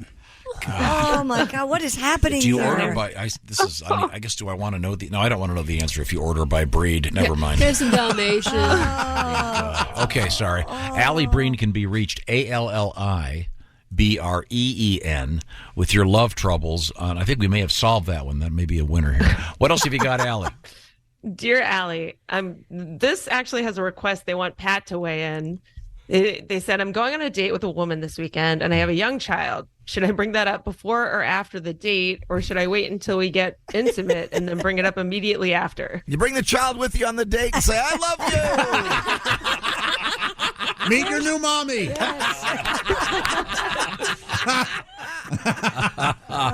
You don't spring it on her. You don't. You go on the date, and then it comes up in conversation. Sure. Yeah. Well, what's wrong with bringing it up while being intimate? He's making out. Oh, baby. Wow. Oh, by the way, I have a son. Oh, baby. Last time I did this, Tom Jr. was born. Oh, that feels good. He plays violin. Oh. Even better, just have the kid walk in while you're being intimate. Just no. I'll let him show up. Walk in. No, why not during the date? You got to tell them before you get intimate. If anybody is scared, you don't want to be dating anyone who's worried about the fact that you have a kid. Right. Yeah. So get it out there. But if you know on that date it's not going anywhere, like there won't be a second date, just keep it to yourself and try to, at least score. Yeah, if you just want to bang this just person, wanna bang right. And you're not interested in the future, then Right. you don't have to bring it up. She's right. So you should protect your kid until you know that they're worth letting them know, right? Or don't even bother telling them? I guess we should also find, do you have visible C-section scars? He may figure it out. I cut myself shaving with a machete. I have a lot of appendixes. Yeah, make sure you hide the decal on the back of your minivan with the stick figure and the smaller stick figure. That's a dead giveaway. Oh, yeah. Okay. Cross one out. All right. Bring it up. Alli, let's get to our next letter. Dear Alli, my boyfriend loves when I tell him stories about hooking up with other guys. Now he's saying he actually wants to watch me do it. I could possibly be into it, but I'm worried there's a chance he's going to get jealous and it's going to ruin our relationship. What should we do? Roll the dice, baby. He said what now? What does he exactly say here? He likes listening to her stories about hooking up. Now he wants to watch her hook up with a guy. He wants it. Yeah. This is a fetish, right? Some people like to actually You found yourself a watch. cuckold. Good for you. Yeah. Yeah. And if you think you might like it, you can sure try it. And if you really don't get jealous, just get him some nice snacks to have. Keep an iPad ready. You can watch one of his favorite shows. Yeah. Now, maybe don't make it like his dad or brother. Maybe a stranger. This is like a lose-lose, though, because if you enjoy it too much, he might be like, wait a minute, you don't do that with me. So that is the, yeah. So does that's this guy the bigger question. Does he hide in the closet? Do you tell the other person that's going on? Yeah. How does that work? You have to tell the other person. You cannot invite someone into your weird, freaky home. Right. You tell the other person. And he'll sit there in a chair, half slumped down, drinking his bourbon, just like in the dark How do you shadows. explain the Yeah. 3 glasses and the extra large pizza? So she's willing to get another guy in there. I wish this were the old days where they would sign them with a name. Oh, yeah. So you could write back, "Dear Round Heels goes down easy." Oh, that's not fair. You're apparently unable to do it. Okay. I mean, That's the biggest concern, though, is that she'll be more into this guy after that, probably. That she'll be like, oh, this was better. Why don't I just go with this? then in the you're letter, with the wrong guy. in the letter, she says that she is worried about ruining her relationship with this guy. Yeah. So I think she loves him. Yeah. I'd like to just if she does this, can we get a report of the dialogue afterward? That has to be the most awkward. Weird thank you note to write. Yeah. Oh, God. Do you send Did you go high five the guy? Hey, thanks. Hey, you got Nice job, dude. got a couple Good tips job there. in there today. By the way, you got an unusual looking mole on your left ball. You might want to go to a doctor. Oh, I appreciate that. Thank you. Can you tell me what color it is? I can only feel it. Let's move on. Alli Breen is our guest. She's a very fine stand-up comedian, television commentator. Is that a thing? I would go commenter, but I have heard commentator, or I've heard people say it. Do you commentate? See, I say comment, but commentate. For sports, I say sports commentator. Sure. Yeah. Most people Anybody else want tater tots now? My goodness, can't say tater that many times in front of me. You can reach Alli, ALLIBREEN, with your love troubles. What have we got, Alli? Dear Allie, me and my girl just moved in together. Didn't know that she'd be an open door pooper. Oh. It took my attraction to her about 20% down. Oh. Do I tell her she needs to shut the door? I don't really know what to do. I think the damage is already done. Oh, no. I think he answered his own question. Just once and he's through? Right. Just shut the door on her when she's doing that. And if she goes, don't. Yeah, like, but what then do you get into the odor zone. If you have to go close the door for her. You know what? Just ask her to close the door. Install one of those fancy doors they have at colleges and businesses where the door shuts on its own. Just get one of those things in there. Tell her you're less attracted to her now because of it. And then she'll probably shut the door and be like, oh, I'm Give sorry. her a cute nickname. Yeah? Like Dumpy. Hey, Dumpy. Hey, Dumpy, you gonna go again? might want to shut the door this time. Yeah, I'm gonna go stand out on the fire escape and contemplate jumping. Wait, how big is your place? If this is a studio, this is unacceptable to proximity. But if you can go to another wing of the house, say, maybe she can do her thing. It's so weird though, because most girls are trying to not let the guy know that they're doing that. Absolutely, that is weird. Could be a cultural thing. Yeah, people from certain countries openly flatulate. Is that a word? Yeah, that's what this would be. Defecate. Well, I'm just saying. I was trying to be more. Oh, I see. Yeah, it's some cultures it's like polite to fart at the dinner table or whatever. Yes. Can I borrow your lighter, Steve? I have to rip one. It means I really enjoy it. Yeah.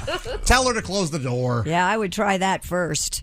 Yeah. I mean, if I you don't really even like when the guys girl. yell through the door. You know when people yell when they're in the bathroom and they try to have a conversation through the door? That's already so obnoxious. And just Anything to do remember, with even with a shut door, there could be an odor issue. So just remember, when one door closes, one window opens. And that should let a nice breeze in there. Isn't that sweet? Isn't that a nice philosophy? Get rid of the bad smell. Light a candle. I use that little spray stuff. What's that spray stuff where you put it in before you go? You could get Eddie, our engineer, Poopery. and Dan and Cookie. They installed, this is true, in the engineering bathroom. Yeah. When you turn the light on, it turns on a fan that I believe is from an aircraft carrier designed to air out the lower portions of the ship. Well, Have you ever been back there, Christy? No. It sounds like It's this ultra huge industrial fan that apparently replaces the air in that room. Cool. Once every 7 seconds or something. It's unbelievable. Oh, man. You don't have a vent fan in your bathroom? Yes, Yeah, but not have like you been to the that. one back there, Ace? It's just it sounds like a chainsaw. Yeah, but it's just noisy. Yeah, I always assumed it was just broken. No. That bathroom I've seen the schematics. That bathroom is it's a seedy looking bathroom. Yeah, it is. It's very clean, though, I've heard. No, I don't. It They're doesn't very look proud of clean, it. but it's It used to be called the men's club, but we can't call it that anymore. The last time I had lunch in there, I was like, this is gross. I like to watch the crabs jump from the toilet seat into the water. Oh. Okay, Allie, it's always a great pleasure. Are you working this weekend in New York? Yes, I am. I'm on Kennedy tomorrow, and then I'm at the Bell Harbor Yacht Club on Friday and the comic strip on Saturday. All right. Good. And if they So, want to watch you all on over the Kennedy, place. I'm sorry, did you say it was tomorrow night? Tomorrow night, yes. Okay, all right. Then, Fox Business. Of course. Thank you very much. It's always a great pleasure. Thanks, guys. ALLIBREEN. Bye, Allie. You look great. Bye. Allie. Thank you. Talk to you next week. glad you had sex last night. That's it. She's got that glow, doesn't she? Yes. That post-coitus glow. Well, see, I wonder if she can sue me for some reason.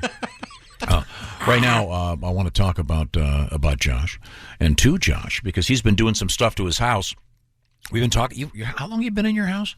About 5 years. Wow. Seems like yesterday. I remember the cake we had. I said had a surprise cake made of your house. That's really, yeah. And it looked just like it. This year, you want your cake to look like something else. We'll get to that soon. But right now, you've been talking to the folks at Angie's List, now known as Angie, to get some stuff fixed up. Tell me more. That's right. Angie's List is now Angie, your home for everything home. Angie doesn't just get your projects done, they get them done well. I mean, that's the important thing there. Angie is your personal home expert. They've served 150 million consumers to date with over 220,000 pros in their network. I found some pros helping me out with my roof, and I'm currently researching getting some stacked stone put on my chimney, and I'm very, very excited about having a new fireplace. I love Angie. They make it easy to research, compare, and hire pros to ensure a job done well. They've simplified finding help for home projects in just a few taps in the Angie app or clicks on the site. You can have Angie tackle your home service project from start to finish,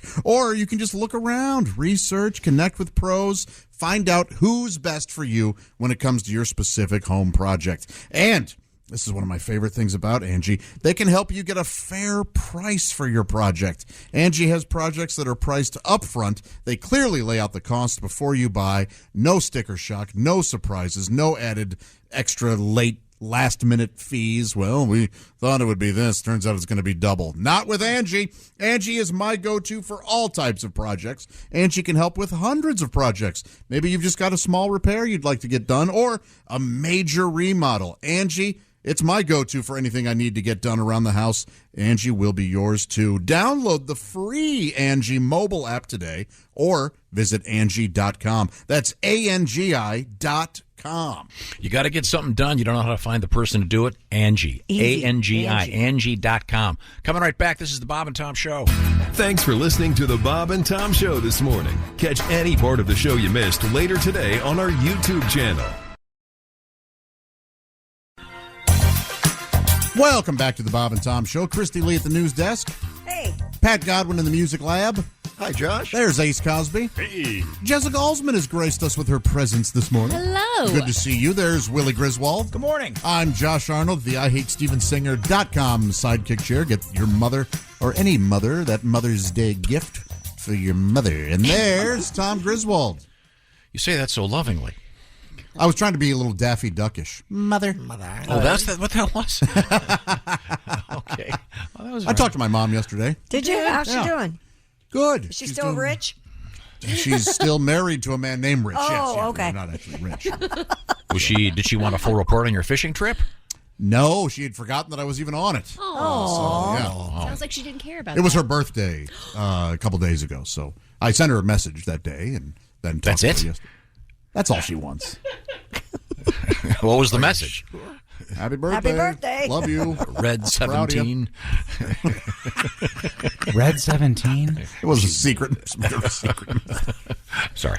Where were we? Let's see. Oh, I know. It's time for the special edition of this. Of course, I'm talking about the Ace Cosby joke of the day. Who's that sexy man with a deep voice? Ace Cosby, here he is with his joke of the day. We talk a lot of hippo on this show. What do you call a one-legged hippo? What? A hoppo. A hoppo? That was Ace Cosby's joke of the day. Just think of that, Tom. See, I often put it this way. Sometimes a joke is like a sculpture made from clay. Yeah. Where there's nothing there, then there's something there. Mm-hmm. Sometimes a joke is like a giant hunk of marble, and it's been inside the marble the whole time, and it takes the comedian or the artist to chip away the marble to reveal the joke. Other times a joke is like a large dump. That's what I was going to say. And you have to we do it at the Suffer through it. end of the show. I have to push for time. That was an excellent joke. That's when it's been there all this time. And now, Time now for things we've learned on this fine, fine day. Oh, no, it isn't. It's time for history and then things we've learned. Okay. Give me a break. I'm used to coasting. Okay, Josh, here you go. 1775, the American Revolution begins in Lexington. Not the Lexington in Kentucky. Lexington, Delaware. Mass. Virginia? Willie's our winner. Ah. Lexington, Massachusetts. Well, he graduated high school Just younger yesterday. than we did. Lex Mass. Lex Mass. Lexington Concord. Sounds like a superhero. Shot heard around the world, right? You know what I always wondered about this? What? The British, the Redcoats. I mean, if you're going to be a target for other guys, when did someone go, hey, I got an idea, General? Could we dress like the trees in the woods instead of dressing like we're trying to camouflage ourselves on the red planet? Yeah. Can I not dress like a nutcracker? Yeah, do we have to have the guys with the drums announcing we're coming? Who was the first guy to be like, hey, while they're shooting at us, let's just shoot back at them? Why are we taking turns? I hate this. I don't want to get shot and just The whole thing is a sort of topic for me. I mean, we had that Revolutionary War, and we never even did find weapons of mass destruction. It's hard to talk about. Let's see now. King George was lying. That's Here's a good one. Willie, I'm going to give this one to you. This is a little tricky. In 1943 on this date, Dr. Albert Hoffman... Acid. Bicycle good. Day. It's amazing. What? Oh. It's called Bicycle Day because he took LSD and then he went for riding a bicycle and was like, man, I got to tell everybody about this stuff. This is crazy. Took LSD for the first time deliberately. Wow. I didn't know that story. There you go. Yeah. Amazing. Do you know who the other big LSD guru was in the 60s, Halsey? I have no idea. Timothy Leary. Does the name Timothy Leary ring a bell? No. Ask Dean to play you the Moody Blues song, Timothy Leary. We'll play the whole album. That's off of In Search of the Lost Chord. It's really Sure. Yeah. Thank you, Dean. Thank you. That, in all honesty, as I'm not an LSD advocate necessarily, but that's a great record and a great song. Speaking of great songs, 1963, Johnny Cash releases Ring of Fire. Yes. All right. Written by June Carter and Merle Kilgore. It's about not wiping well enough. Yeah. Hemorrhoid City. Please tell me that hasn't been sold to the hemorrhoids people. Oh, God. All right. Let's see now. Let's see. What else have we got here? Oh, so a couple of birthdays. The great Dudley Moore. Yes. What's his most famous movie? Arthur? Milo and Otis. Arthur 10. Yeah. Okay. I love Milo and Otis. I did too until I found out Is the 10 the truth. one where he's gone to the dentist and he's trying to drink the coffee and it's spilling all over his pants? I don't remember. Time now for Things We Learned, sponsored by Angie. With Angie, it's easier than ever to get home projects done well. Get started on the Angie app or go to Angie.com. That's ANGI.com. We learned that I, Josh, am naked every night. And that will be my new album title, my second album. First album coming very, very soon. Do we have a title yet? Yeah. Mm-hmm. Willie is concerned about... So what the hell is it? Half-fat. Okay, I like that stuff. Thank you. Yeah. Willie is concerned about ass matter when he sleeps naked. Hence... Boxers. I wear boxers. Right. Tom has moved into his new house, but there are still some issues. Namely, the shower has no knobs. So How do they work? They don't. I'm having to go upstairs to shower. Christy's friend is having a coronation party. Oh, she is? Yes. And at the last special gathering with her friends, she got a new teacup. I did. Isn't that something? I was so excited. I bet we get teacups again, too. And Prince Andrew at the coronation will be asking for the veal. He likes the young meat. Yes. And we're actually going to be making, what was it called? Coronation quiche. Yeah, we're going to have the other Jess make that for us. So I'm sure looking forward to that. And we hope to greet Chick tomorrow. Thank you very much. This is the Bob and Tom Show. Hey, thanks for listening to the Bob and Tom Show this morning. Get a look at today's show on our YouTube channel. Michael Rosenbaum and his Smallville co-stars take you behind the scenes of one of the greatest shows of all time. We're going to watch every episode. Join us. It's Big Talk. You remember when I had to shave my head? Oh, I think I was angry with this one. On Smallville. Yeah, I mean, I get it. The scene you did, and this is the one that got me fired. Okay. What? Here we go. I love the excursions with me and Welling. It's everything that Superman stands for. It's Talkville. Talkville, we always talk about it. It's a great thing. The Smallville Rewatch Podcast. Follow and listen on your favorite platform.